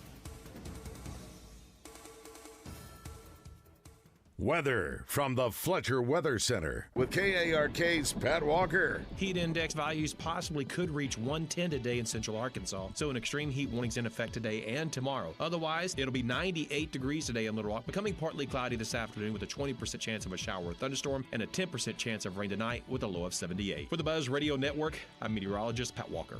Fletcher Dodge wants to buy your car. We'll buy any make or model, and we'll pay you more than anyone else. Please, turn your old car into cash at Fletcher Dodge in Sherwood. Tune in every Friday morning to hear Danny West from hogsports.com on Morning Mayhem. Brought to you by HJ Trailer Sales. They've got truck beds and utility trailers for every type of job and a service facility for maintenance and repair. Local folks with great products. Visit them online at hjtrailersales.com or in person at 808 Albert Pike in Hot Springs. March is gone. The brackets are done. Feels like we need some excitement. Are you kidding? Do you realize how much is going on? Basketball, hockey, baseball, golf. It's like 8 seasons in one. It's the season of action. And we can bet on all those with the Oaklawn Sports app. That's the spirit. Now let's go lock in some bets. Receive a 10% profit boost on qualifying 3-leg parlays. Bet all summer long. Oaklawn Sports, Arkansas's best sports betting app. Gambling problem? Call 1-800-GAMBLER. We all have that nagging pain. For me, it was in my back, and I thought it would go away if I kept running. If I really worked on my core strength, it might dissipate. Well, guess what? That's not always the case. Hey, everybody, Josh Neighbors here for QC Kinetics. If you have that continued pain, you should schedule your free consultation today with the medical professionals at QC Kinetics. They've turned around thousands of lives with their regenerative treatments that work with your body to restore and repair damaged joint tissue. And these are natural therapies, so we're not heading to the pharmacy all the time. We're not going back to the doctor after surgery all all the time. And the best news is you can bring your x-rays and MRI to QC Kinetics. It's a no-pressure chat and a thorough evaluation that could change your life. So stop living with that day-to-day joint and muscle pain. Pick up the phone right now and call QC Kinetics today. 501-222-8440. 501-222-8440. One more time, call QC Kinetics at 501-222-8440.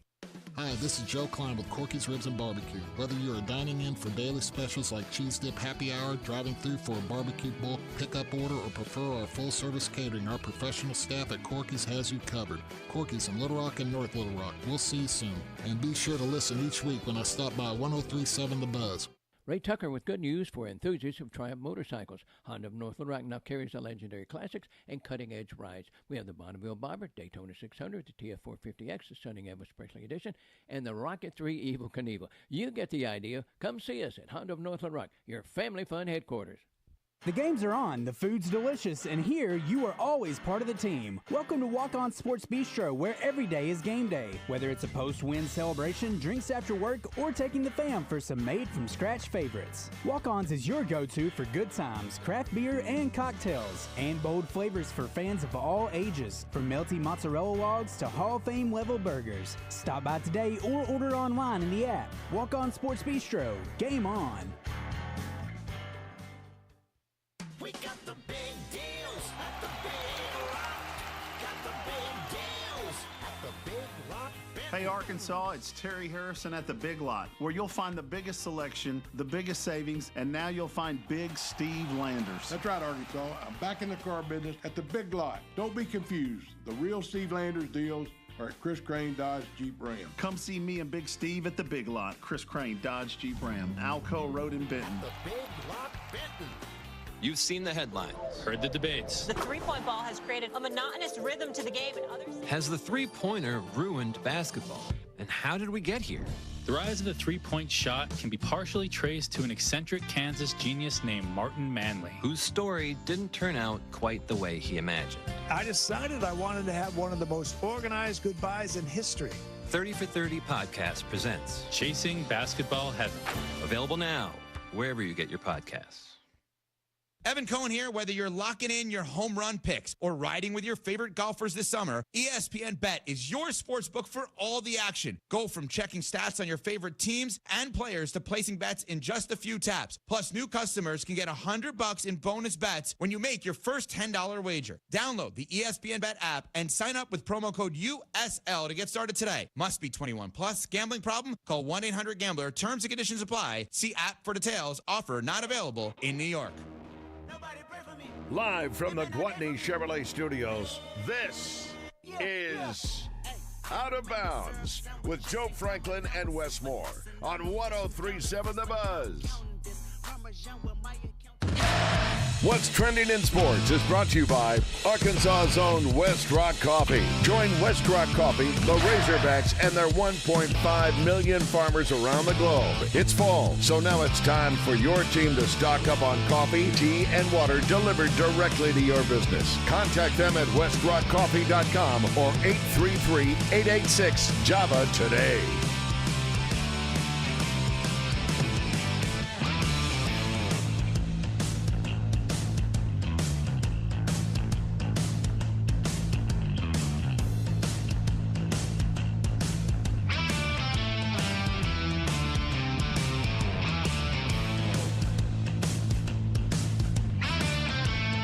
All right, sorry, I'm reading a story. It's from the Arkansas Razorbacks. And could be significant, but I'm trying to figure out what they're talking about. So it is trending. I mean, it is fresh. I looked to first pull up an email on it, but I haven't gotten the email yet. They just put this on the website. Here we go. We'll read it together and try to figure this out. The legendary Darren McFadden's number 5 jersey will become the first Arkansas Razorback to have his jersey number honored beginning this season. A jersey patch emblazoned on his initials and signature silhouette will be worn on the front of the jerseys of the current players on the team wearing number 5. You understand what that means? Yep, that's big. That's big. Honoring D-Mac. That's something that's been talked about for a long time. So the players wearing number 5 will have a patch of number 5 and DJ's D-Mac's signature and initials. It's just on the front side of jerseys of the current players on the team wearing number 5. So it's a way of honoring number 5 by putting a patch of number 5 on the jersey number 5. Correct? Did I have this right? Yep, that's it. Okay. Is that good enough? You know, people always want to retire the number 5. Don't let anybody wear the number 5, but that's such a popular jersey number for the players. They want to wear number 5. It's fitting, though, because every time you see 5, you think of D-Mac. Now you really think of him because his initials and everything that goes with the jersey itself. It's there. It's displayed. It's an honor for him. Yeah, I think the best player on the team that wants it should get number 5. That's one way to honor. You got to make sure whoever's wearing number 5 is a stud. He's a dude. Number 5 on Arkansas this year, Cam Ball on defense. I'm fine with that. He's a fifth-year senior. He's the only Razorback that's been here all 5 years. Makes it even more fitting. Yeah. The number 5 keeps coming out. Jacaden Ferguson, a freshman from Houston, Texas, wears number 5. A wide receiver wears number 5 on offense. Hope he's a stud. Hope he blows up and has a huge year. All right, there you go. Well, breaking news from the University of Arkansas. That's how they are going to honor D-Mac and the number 5 jersey this season. So let's go to the NFL. Also with the silhouette, that's fitting as well, where you see a symbol of him and what it looks like him running. It's not just the D and the M, but you see his actual silhouette. It's kind of like Walter Payton Man of the Year, any NFL players who have won that before. Right. They have that Walter Payton silhouette on their jersey. Does that silhouette remind you of Darren McFadden? It has the upright running style. That's it. I mean, Joe, that could be me. I mean, it's just that's hard to do, to make a silhouette of somebody. I mean, it looks like a blur. Dirk, which, when he was running, it was like a blur. The Dirk silhouette was kind of famous because he would kick that leg out. You know, they're the Jordan silhouette. You can kind of tell, though, the way that when he would run and he'd swing his arms, you could see his arm extended out like that. And it is that upright running style. Yeah. Let's go to the NFL. Hear from Sean McVay. McVay had a pretty cool story to talk about the workouts of Aaron Donald and Jared Verse. Jared Verse may not be able to lift his arms to knock down a pass after the tell everybody about the workout. Well, so that was a few weeks ago. Hopefully he's not still sore from that, but I do remember, it was great. They were going back, he and Aaron going back and forth on social media. And, I never, you guys will get a kick out of this. So the next team meeting, guys were aware of it. I said, hey, how many people have seen Jared and Aaron Donald going at it on social media about who can work out and with each other? And they all kind of raised their hand. And Verse sits in the front left of the team meeting room. I said, all right, hey, everybody welcome Aaron Donald. And he looked like he was going to himself. He wasn't really there yet. But what I respect about Jared is he followed up. Yeah. He went over to Aaron's house. This guy works out like a maniac that we know. He still loves it. He likes to look good, take good care of himself. And they FaceTime me in the middle of the workout. Aaron was smiling and Verse was in the corner dying. But I love the fact that he went. He ended up, I said, hey, I respect that you went over there. He goes, I'm not talking to legends anymore. That's a good story. Let's go to New York. Giants head coach Brian Daboll talking about Cam Scataboo. You talk about the instincts with Scat. Yeah. Did the vision kind of pop off when you watched him on film? He seems to have real good vision. Yeah. Is that something that popped off for you when you were watching him?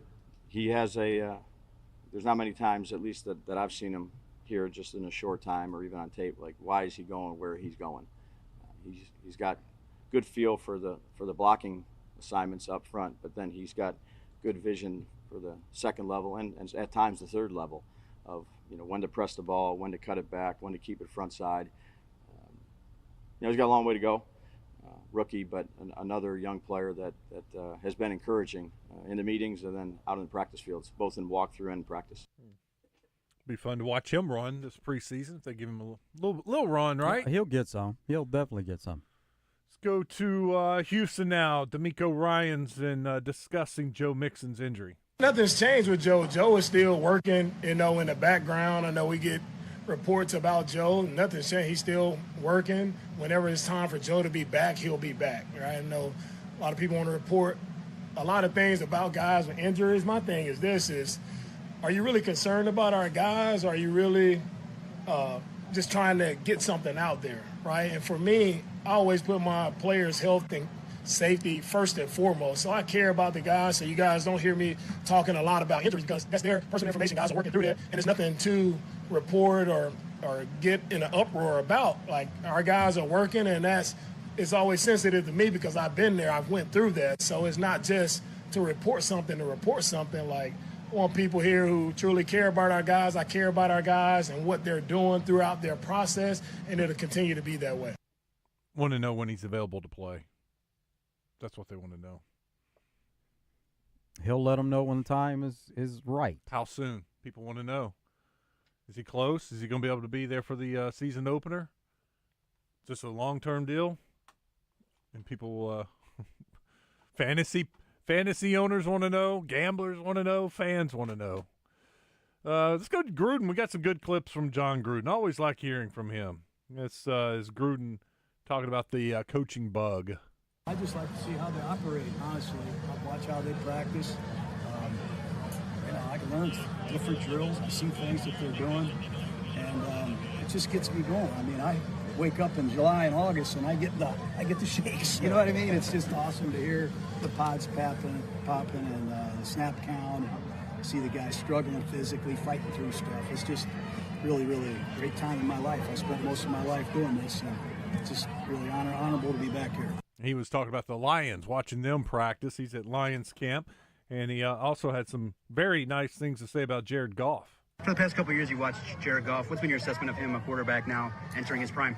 I had Jared on my show when I was doing quarterback shows. I just got to meet his dad and his mom, and I hate to throw comparisons out, but the continuous movement that he plays with, he always remind me of Montana. Wow. From the days I was, with the 49ers. I hate to throw out comparisons, but let me tell you who he reminds me of. One of the greatest ever, Joe Montana. Now to some college football. We'll head to Oregon. Dan Lanning talking about his themes he likes to do. The process has begun, right? It's we already have some early thoughts. Always up for adjustment and adaptation, right? So there were games that we had penciled. This is going to be our theme regardless going into last season in the summer. And then there were games where, hey, we're thinking this or this. And then there were games like, that doesn't fit where we're at. That doesn't fit who we are. Let's adjust it. So we'll see. Yeah. In planning for the length of season that a program with the success you've established will have to, what is the combination of, we got to win each week and prepare for that game, but also the recognition that you're likely to not only play 12 games this year, you may play 16, 17, depending on how things roll. Yeah, you need a couple extra ideas, right? Yeah, so. I'll text you some. Yeah. I've been part of one idea. Yeah. That Oregon State idea, yeah. Okay. One time, there you go. I mean, that's part of it, but you realize, you can't eat dessert until you finish your meal, right? So that's something that I think we all have expectations for our team. Like, we expect to be in contention at the end of the season. But that doesn't happen unless we take care of business early on. So not too much thought put into that at this point. There certainly is a preliminary plan of what this would look like in the future if we get to that point. But right now, sorting it out. Next up is Deshaun Foster. Nothing's changed. How important is it to keep Southern California players in their program? It's just huge because, Southern California has a lot of top talent. Yeah. And when the talent leaves, they go on and they're being successful. Yeah. We have Bryce Young that got out of here. Yeah. There's like 5 quarterbacks Exactly. like, in a row. Right. All the CJ quarterbacks. Stroud, DJ Uiagalelei. The whole DJ, you know, so there's a million quarterbacks. And then there's other positions, too, that are doing the same thing. So if we could just find a way to put up a fence and then pull pieces in, too, from everywhere, because, you know, my academics do help me out, that people do want to come to UCLA, sky's the limit. Got a couple of QBs that went back home, Yeah. so they were able to land them. The Amaliava brothers. It's a good start for them, and they're hoping that their return is going to entice some others to stick around and play there. They did get some other transfers after Amaliava committed to them, so maybe That's why it did start. when players leave certain places, leave the state, leave that area that they were talking about, Southern Cal, never count out that they could end up back there at some point. Now some Major League Baseball. Here's Twins, Red Sox. Line to left field, slicing, and that's a fair ball. Twins are going to win this game. Gasper scores, Castro scores, and the Twins win in walk-off fashion. Brooks Lee does it again. And there was a much publicized, probably wouldn't even say it was an argument, confrontation maybe, is the best way to put it, between Bryce Harper and the commissioner of Major League Baseball. Here's Bryce Harper. Everybody saw the words and everything that happened, but I don't want to say anything more than that. I want to focus on my teammates and our union as a whole, and just worry about winning baseball. I've talked labor, and I've done it in a way that I don't need to talk to the media about it. I don't need it out there. It has nothing to do with media or anybody else. It's what we can as players and owners and everybody else can come together to try to make this game great. So I don't. I've always been very vocal, just not in a way that people can see. I've always been outspoken within these limits of the clubhouse doors and everywhere else. But I don't think necessarily anything should be relayed to media, or what happens or what I'm talking about or how everything's going, unless Manfred or Tony or somebody else is doing that. Now, the report was that they stood face to face, and Bryce Harper had some things to say, but they said Rob Manfred fired right back. He had something to say. I hadn't heard that part of it. I just heard Harper told him to get the F out of here. And Rob Manfred had something to say. Came back, fired back? Yes. Oh, that's good. Let's go to the phone lines. Bring in Savage. What's up, Savage? So, Wes and Judge, good night. Good. Hey, Wes, looking at Hunter Yurachek's tweet about Darren McFadden against the A&M game, they're going to honor his jersey, and I guess they're going to do a jersey patch. So when he says honor, are they going to retire the jersey, or are they just going to highlight it? And what's honoring him? What's he saying in that tweet? Yeah, we talked about it just a second ago. You missed it. Apparently, the University of Arkansas put this out. They're going to put a patch with Darren's number 5, his initials, a silhouette on the players that wear the number 5 jersey. So it's a way of highlighting the number 5 jersey and honoring Darren McFadden at the same time. Come on, man. That was my first question. He's retired already. Is that good enough? I don't think it is for No, Savage. just retire it, man. Nobody needs to wear that 5 jersey. But get it off the field. Put it somewhere. What if it's your best players? Like, it's an honor to wear that jersey. I don't care who it is. If he's your best player, let him highlight whatever jersey he's got on and put that thing in the rafters. He's the greatest player. I'm going to get off. I appreciate it. All right, Savage. D-Mac said he actually was surprised by the honor. He's flattered and he was surprised because they surprised him. Hunter Yurachek, Sam Pittman, and they were on with Coach Z and Quinn Grovey, and they surprised him at the time with it. D-Mac, that's where I first saw it on Twitter. He retweeted the original tweet from the Arkansas Razorbacks account, which was 19 minutes ago. So at 3:02 they announced it, and D-Mac retweeted and said, "Love this." So that's all that matters. It really does. If he's cool with some players wearing it, I want great players wearing it. Like if Taylon Green wanted to wear number 5, I'm good with it. Like if it was Taylon Green and Cam Ball wearing number 5 this year, I'm cool with that.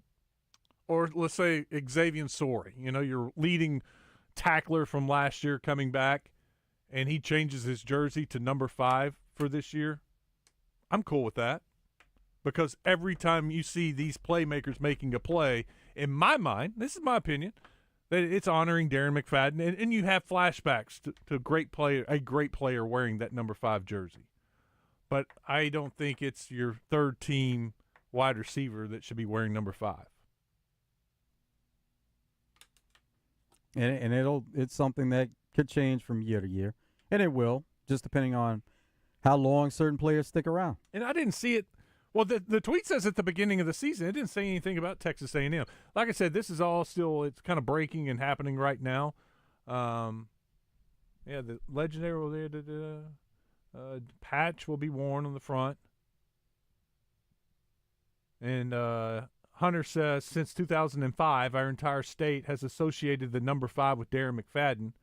Our fans' memories of watching number 5 race down the sideline, run through an SEC secondary, or him being down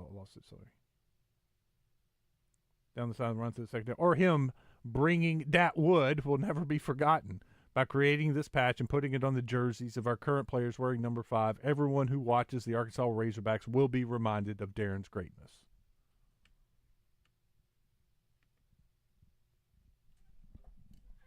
I knew it would create a little tension, a little turmoil for some. It's not good enough. Just get rid of it. Yeah. Oh, there's a Hogs Plus video out with Coach Nutt with the number 5 jersey. So it's a bunch of stuff. It's just Sully retweeted it.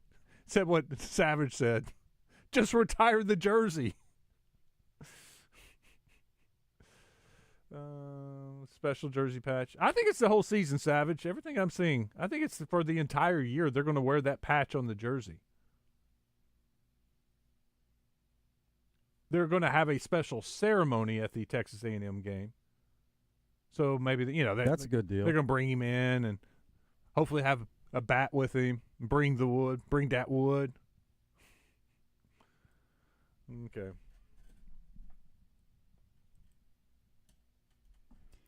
And even though he was surprised by it overall, maybe they had some initial talks or ran some ideas by him of what he would like, in years past. And there are players that are coming around to the Michael Irvin approach where they don't necessarily want the number retired. They want the number to be on a current player. And whenever you see the current player, it makes you think of the player always. And that's something that Michael Irvin is big on. And there may be other players that are starting to come around that same way. But then it may be about tradition for a lot of players where they say, no, I want my jersey hanging. Well, I think Penn State does it right, too, with the number 11. They just make sure it's like their best defensive end, pass rusher, linebacker, and it's kind of handed down from year to year as a player leaves. And, when you see that number 11 on the field, that dude's probably a stud. Penn State, LSU, number 7. There are a few schools out there that do it like that. All right, we'll take a break. We can take some more phone calls when we come back. We are open for the rest of the show. So if you want to jump in, your thoughts on how Arkansas is honoring Darren McFadden with the patch on the number 5 jerseys. You good with it? Good enough? You want it retired and never worn again? We'll take some calls. 661-1037. It's Out of Bounds.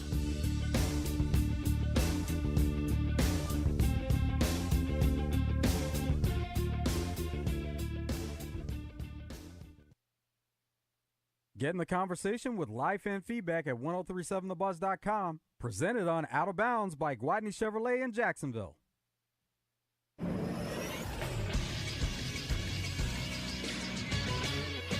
This is SportsCenter. In Major League Baseball news yesterday, it was announced that Hall of Fame second baseman Ryne Sandberg passed away at the age of 65 after a battle with cancer. Sandberg spent 15 of his 16 seasons with the Cubs. He was a 10-time All-Star, 9-time Gold Glover, 7-time Silver Slugger, and a 1-time NL MVP in 1984. In the NFL, the Titans waived Traylon Burks following his collarbone injury. He recorded 53 catches for 699 yards and 1 touchdown in 3 injury-riddled seasons in Nashville. And in Arkansas football news, quarterback Taylor Green was named to the Maxwell Award watch list. 80 players are listed on the watch list. He's one of 9 SEC quarterbacks to be on it. KJ Jefferson was the last Razorback to be named to the watch list in 2023. I'm Christian Weaver with the Buzz Radio Network.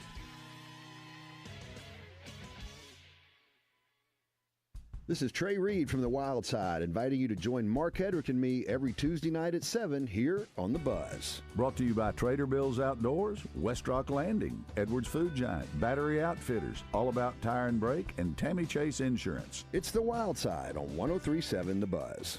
It's Gwatney Chevrolet's biggest sale of the year, and it's been so hot, we're cranking up the deals through the end of the month. Save up to $14,000 on new Silverados, the all-new 2025 Trax, in stock and starting under $20,000. Used vehicles from just $69.95 or $255 a month. No payments till November and 0% interest available. Rush to Gwatney Chevrolet in Jacksonville or shop now at GwatneyChevrolet.com. Chevrolet, together, let's drive. Restrictions apply. See dealer for details. 106.7 Buzz 2 is your home for Arkansas Travs baseball. Hear every pitch, every crack of the bat on 106.7 Buzz 2. For the full calendar, go to Travs.com. It's the greatest game on dirt, and you can hear it all on 106.7 Buzz 2. Make your yard the envy of the neighborhood with top quality equipment from Cabot Outdoors. Right now, purchase a Hustler Fast Track Series mower and receive your choice of a free 3,500 PSI pressure washer or inverter 2,200 watt generator. An unbeatable bonus of up to $799. But hurry, supplies are limited and offer ends July 31st. The Hustler Fast Track delivers precision, comfort, and durability for homeowners who demand more. Stop by Cabot Outdoors, 901 South Pond Street in Cabot, and find them on Facebook.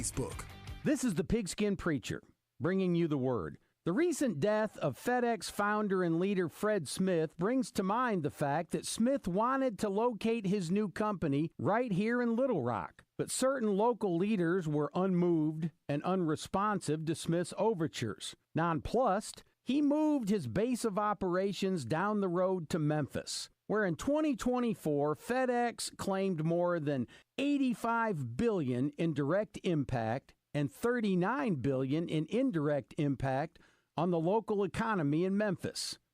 Ouch. Might have missed on that one, boys. Doublebee's is an Arkansas business built on serving Arkansans. In our 34 locations across the natural state, our goal is to give you a fair deal for the things that you need. Doublebee's. It's where you gas it, grab it, and go. That's Doublebee's. For over 30 years, Pickup Truck Accessory Warehouse has been Arkansas's truck accessory headquarters and the only stop for all your truck parts and accessories. If it goes on a truck, Pickup Truck Accessory Warehouse has got it. And that includes upgrading your truck with Vortex spray liners. Tough, durable, proudly made in the USA. Their spray liners can protect your truck for years to come. Call Pickup Truck Accessory Warehouse at 501-568-0040 to schedule your spray. Or stop by 65th and University. Willie D's Rock and Roll Piano Bar open every Tuesday, Thursday, Friday, and Saturday. Cold drinks and dueling pianos. Deep Nightclub downstairs hosts karaoke on Tuesdays and DJs spin on Friday and Saturday nights. Visit WillieD'sPianoBar.com. ABC Supply presents Shannon Lynn, our favorite musicologist, when he joins Morning Mayhem. ABC Supply in North Little Rock, let's get your job done together. For location and product information, find them online at abcsupply.com. Out of Bounds, live from the Gwatney Chevrolet studio.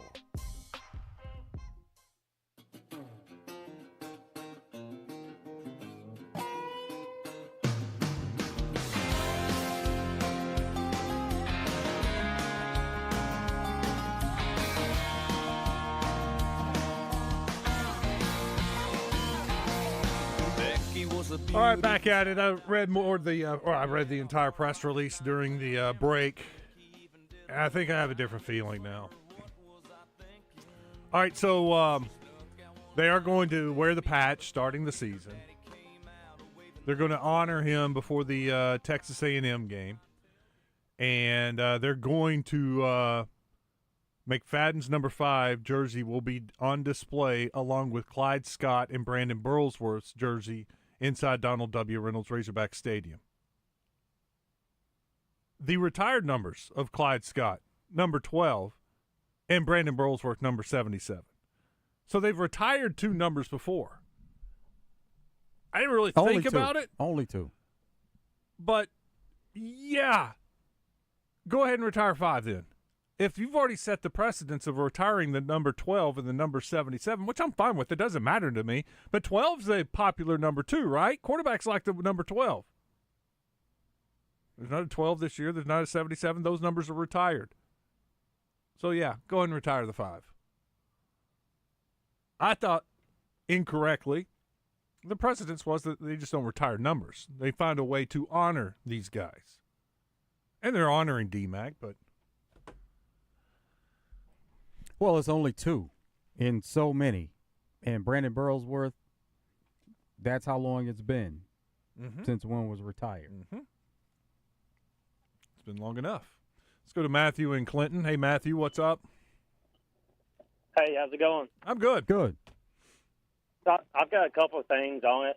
I grew up watching D-Mac through junior high school. He's amazing. What I would do, I think retiring a number is dumb. But those 2 big towers we've got on the north end of the stadium, use that to honor players. Put a big Darren McFadden number 5 and his picture on one of those towers. Like, I think that would be cool, and you say number 5. Because I think they don't want to retire number 5 because every kid in America wants to be number 5. But 12's pretty popular too, right? Yeah, I agree. But, those 2 are pretty good players. D-Mac's every bit as good as those. So I'm with you. If you're going to retire numbers, Mac should be retired. But I like to put those 2 guys, those 3 guys on those towers up there instead of advertisement.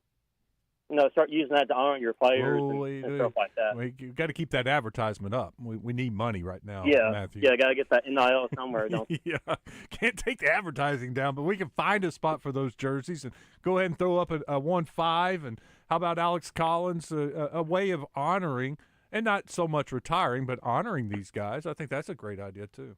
Yeah. Yeah, I think that would be really cool. And I don't know what the 2 jerseys are in the stadium. I've been up there to 50 games. I've never seen the jerseys. So I don't even know where they put those for the fans to see, to honor those guys. It says the retired numbers of Clyde Scott and Brandon Burlsworth will join McFadden's number 5 on display inside Donald W. Reynolds Razorback Stadium. So maybe they're creating something new. That's what it sounds like. Yeah. Yeah, that might be cool. And then the other thing I was going to add is I think the Hog football team is going to be really bad this year, but I think they're going to be really competitive bad. And a bunch of high-scoring games. Yeah.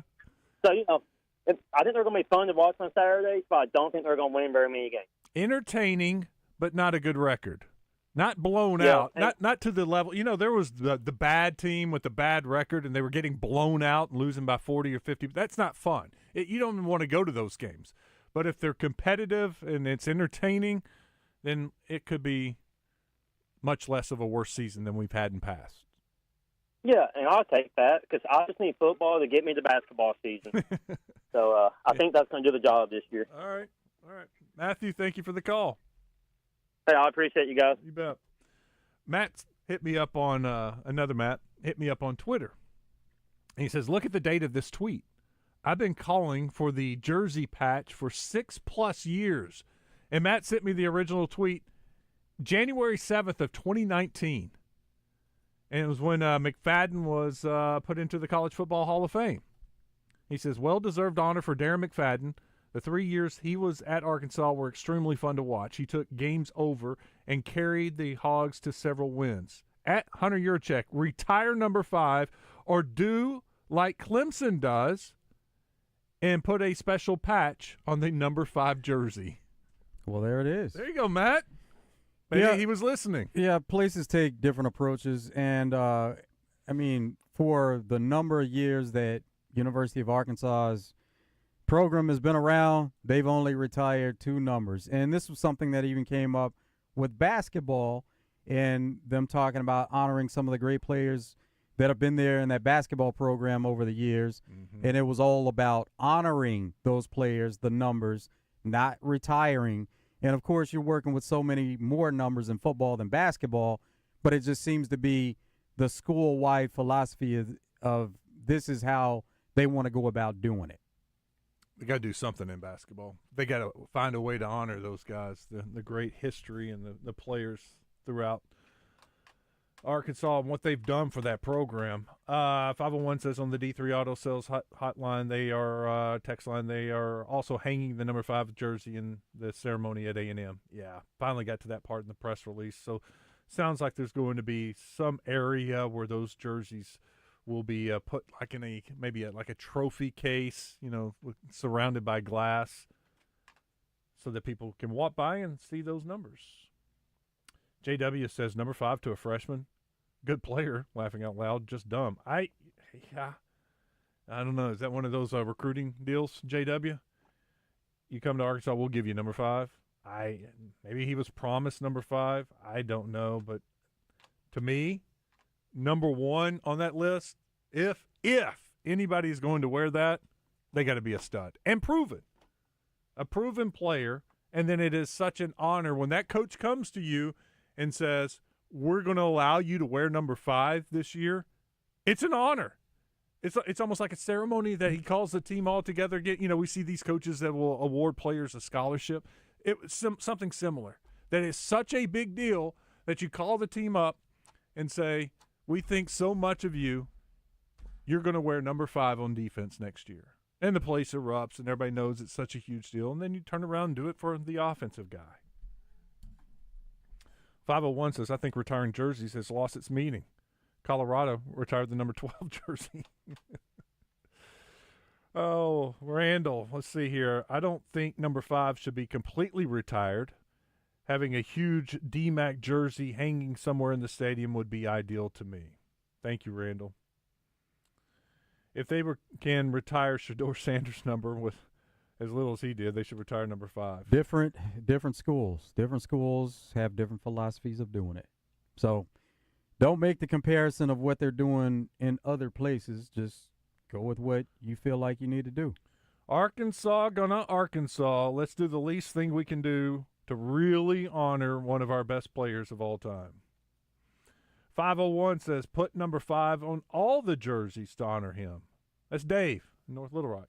That's when I first was That's what reading it sounded like yeah. at first, that there would be a DMAC patch on everyone's jersey. Yeah, that's kind of what I was thinking. 501, what about the Cowboys' defense? Is it going to be the run defense? Is it going to be any better? I don't know. And Mickey hasn't seen enough after 2 padded practices to get a feel about the run defense, and that will probably come when they have I think, is it the Rams that are coming in? Always. For a team camp? Yeah. They always do a joint practice with Rams and Raiders, those 2 teams. 501 says, Wes, I saw Traylon Burks broke his collarbone. I hope Burks doesn't end up as a good receiver, as good a receiver as he was, but he couldn't fulfill it and stay on the field. That's unfortunate. Yeah, it is very unfortunate. And someone asked Joe, how's it work? Have you read any more about the details of him being designated injured, waived? Yes. Injured? So if he's on waivers, now other teams can come claim him. If no team claims him, now he goes back to injured reserve for Titans. And Titans, they obviously want to move on, so that's where the injury settlement comes in. If they can't reach a settlement, either, on the team side or the player side, they don't agree with it, they don't come to a settlement, now the team has the option of keeping that player on injury reserve for the entire season. So really it's to the player's advantage to come to some kind of settlement, so now you can get money for that and you can move on and become a free agent. And sign with whoever you want. TP says, if Fernando Carmona was great on the field, I would sponsor him, but our offensive line has a lot to prove. Well, TP, he was all SEC last year. I mean, that's a pretty good honor at left tackle. How does it work? Oh, that's the question. How does it work being waived injured for Burks? Over on the Gwatney Chevrolet live fan feedback, Pecan Hog says, are there Arkansas players at skill positions in the NFL contributing anything meaningful? All the players you are listing are either linemen or defensive players. That's a good point. There's not a starting quarterback in the NFL. Not any running backs that are – I mean, you got Jaquindon Jackson trying to make a roster, but as far as putting up numbers in the NFL as a running back, nobody right now. Wide receiver, I mean, you got a slew of them going in this year trying to make the team. Hunter Henry at tight end, I guess that would be he's the most significant skilled position guy, offensive guy in the NFL for the Razorbacks. Yeah, then you got a bunch of offensive linemen. Defensive guys, linebacker, Greenlaw, some corners, and a couple kickers. I think it would be a safe bet. The former Razorback to score the most points in the NFL will be either Jake Bates or Cam Little. That'd be a good bet. Who scores more points? Got to go with Jake Bates, right? With Detroit, their offense compared to high-powered offense. Yeah. But Jacksonville has to settle for a lot of field goals. In Detroit, they're going to go for it on fourth down, so Bates may not get as many field goal attempts. Get a lot of extra points. That'd be a pretty good bet to throw to Neil. Who scores the most points this year, Cam Little or Jake Bates? Let's see what they did last year. Just another one for Bet Saracen. Yeah. David is in Searcy. What's up, David? Hey, guys. Good afternoon. First of all, I just got to say that I will really be shocked if Traylon Burks is not on another NFL roster before this season is over. That's really what I kind of expect. And the fact that Darren McFadden's number 5 has not been retired by now, it's just ridiculous. That's just my opinion now. It's just my opinion. One thing I got to ask you guys, I was reading some stuff on the internet, and I saw something I could not believe. It said that only one former Arkansas Razorback player had ever scored a touchdown in a Super Bowl. Whoa, hold on. That's great trivia. One Razorback scored a touchdown in the Super Bowl. Only one. Ever. Do you guys have a clue? I'm thinking. I'm having to go way back. I'll give you a hint. Dallas Cowboys. Dallas Cowboys former Razorback scored a touchdown in the Super Bowl. Are we going back to the 70s Cowboys? Wasn't the 90s, was it? Yes, sir. Yes, sir. 70s? You're on track. All right. Staubach years, late 70s. No idea. idea. I believe he came over. I believe he came over from the Chargers. Oh, Lance Allworth is the only Cowboy. Lance Allworth. Wow. I was shocked. Can that be true? If AI says it, yes, it's true. Well, I was shocked, but I thought you guys would find that interesting because I know I certainly was. Yeah. Thanks a lot. Yeah, you bet. Thank you, David. I pulled up the kicking stats. He blew my mind. How about this? Oh, we got a great bet for Neil. Last season, you're the kicker who scored the oh, no, dang. This is field goal attempts. Still, it's kind of funny. Brandon Aubrey with the Dallas Cowboys attempted the most field goals last year at 47. You go down to the list, number 22 on the list is Jake Bates. He attempted 29 field goals. Oh, Cam Little attempted 29 field goals too. They both attempted 29 field goals. Cam was 27 of 29. Jake Bates was 26 of 29. So now you have to look at extra points. I'm looking at extra points. Extra points attempted. Jake Bates, 64 of 67. Cam Little, 27 of 27. Major difference. Major difference. Where's total points? It doesn't. Oh, well, I mean, Jake Bates, hands down right there. Well, they tied on field goal, so he had 40 more extra points made or attempted, so 37 more points. That's wild. Okay. Maybe it's not such a great bet. Pretty obvious. Jake Bates is your guy. All right, we got to go. We got to take a break. I'll get back to the D3 Auto Sales text line. We'll take some more phone calls. We got one last segment to go. Stick around. It is Out of Bounds.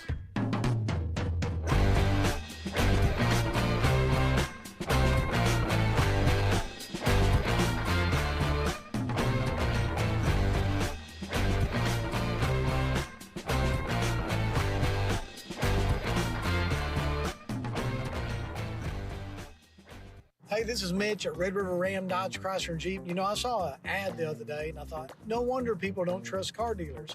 I looked up the discount they were offering that was $20,000 off, only to find out they put a $12,000 to $15,000 lift kit on this truck, marked it up $38,000, and then said they're taking $20,000 off. Make that make sense in somebody's head. Folks, come check us out.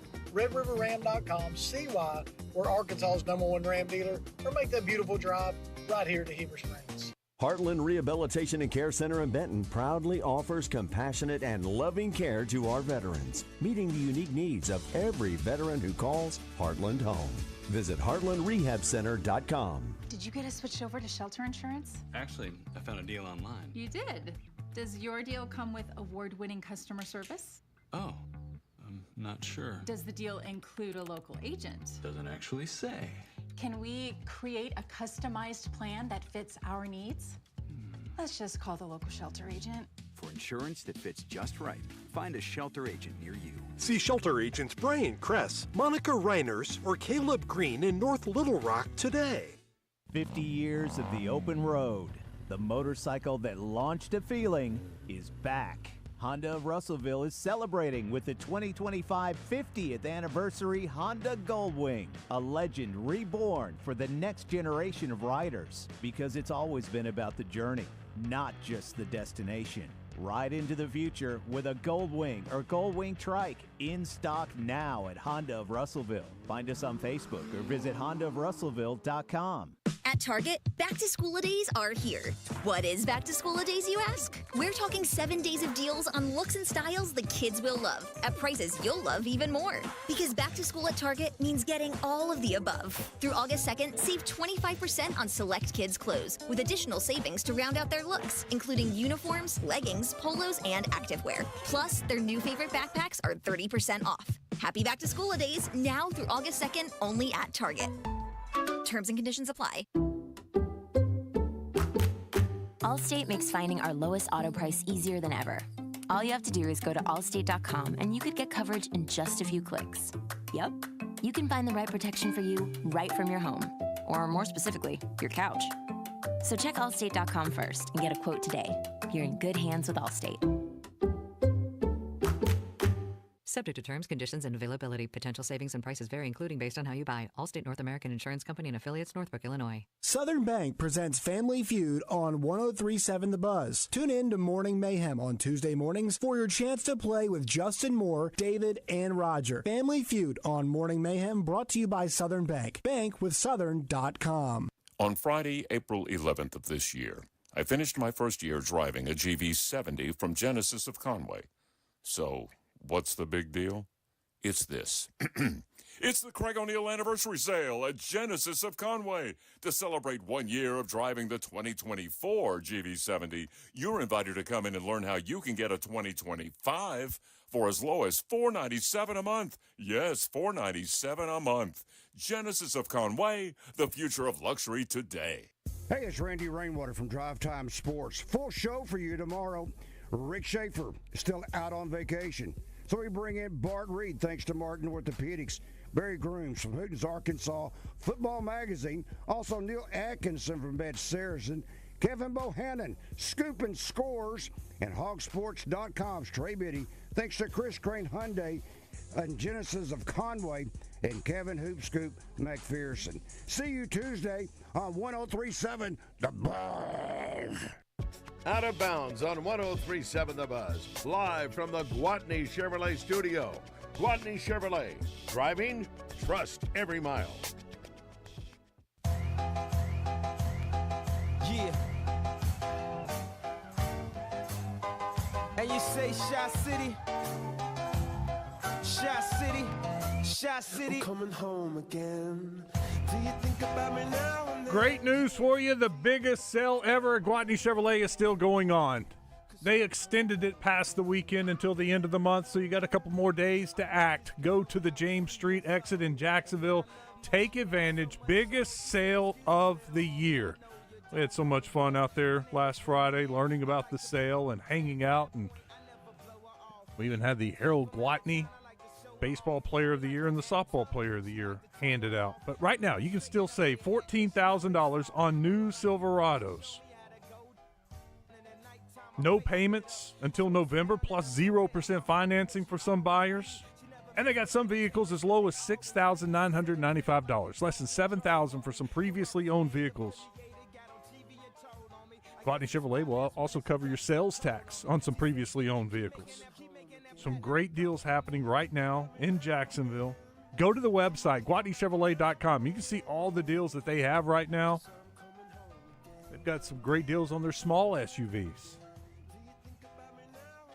Check it out. Call out there. Tell them you want to take a test drive in this car, that car, or another car. They'll have it ready for you in the shade, air conditioning on, so you can beat the heat. You don't have to walk the lot. They'll take care of you at Gwatney Chevrolet. Biggest sale of the year continues for a couple more days. Take advantage of it now. Gwatney Chevrolet. Wes Moore and Joe Franklin with you on this Tuesday as we're sorry, my bad. Wrong button. It's been that kind of a day. Started off a little rough with the phone lines. Got the kinks worked out for Drive Time Sports. Did a little spring cleaning in here. You know, we got the new lights. I think you've probably heard people talking about the new lights in here. Can't help but notice it when you walk into our studio. Bam, hits you across the face. Well, then the lighting was so good you could see the dirt. So I think Acree and DJ cleaned up a lot and accidentally hit a button or something, and we had to reset the board. When we reset the board, it messed up the phones. We reset the phones, and then we're back. So that's all taken care of. You're welcome, Randy. You don't have to deal with it. D3 Auto Sales text line, do you think Wilson might get some playing time in the first couple of games? Wilson. Oh, Grayson Wilson. You're talking about the maybe. I mean, we saw it against the first game last year. 3 different quarterbacks got in. First things first, he's got to be the third-string quarterback. Then the rest of the team's got to take care of business. But they showed it last year that they were willing to get in as many guys as they could some playing time in that first game. Let's see here. 501 says or asks, is the Little Rock Touchdown Club schedule set for this year? It is not, but it will be set Monday. Got the press release today. It's funny you ask. Was that someone plant that? Did Basil ask you to text in so I could promote it? Monday, August the 4th. Yeah, it's next Monday, right? Yeah, Friday's the 1st. So, yes. Yeah, it is. Next Monday, the Little Rock Touchdown Club will announce its lineup for 2025 at War Memorial Stadium. In fact, DJ and Justin will be there. So hold on a couple more days, and we'll find out who is coming to the Little Rock Touchdown Club. JW says, we were talking about the number 5 jersey. He just says, it just needs to be retired. These young players do not know what number 5 is or who he is or what he represents. These people wearing number 5 can be gone the next year and no pride in number 5.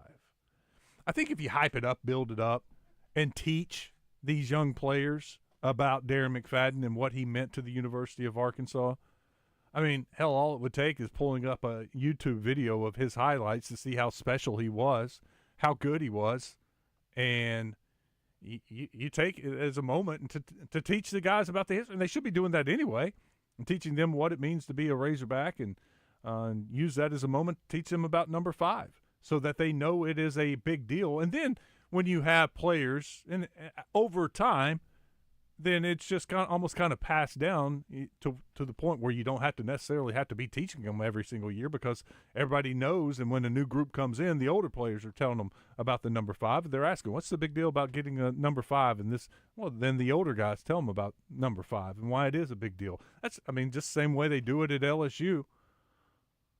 I guess like at Texas A&M, they don't really have to sell them on the 12th man or the number 12 jersey. They know what it means, but it's similar, and it can be done if you wanted to do it that way. It was just an idea I threw out that would be a great way of honoring the number 5 and make it a ceremonial type deal. That the team gets all gathered up and Pittman announces who's going to be wearing number 5 the next year. But I'm good too if they just came out and said, you know what, enough's enough. No one's ever going to wear number 5 again. Sorry, it's a popular number. But they've survived all these years without number 12, right? Or 77. I'm sure there's been a high school kid stud offensive linemen that wore number 77 and wanted number 77 and got to Arkansas and was like, well, I'll wear 76. Or I'll wear something else. Not a big deal.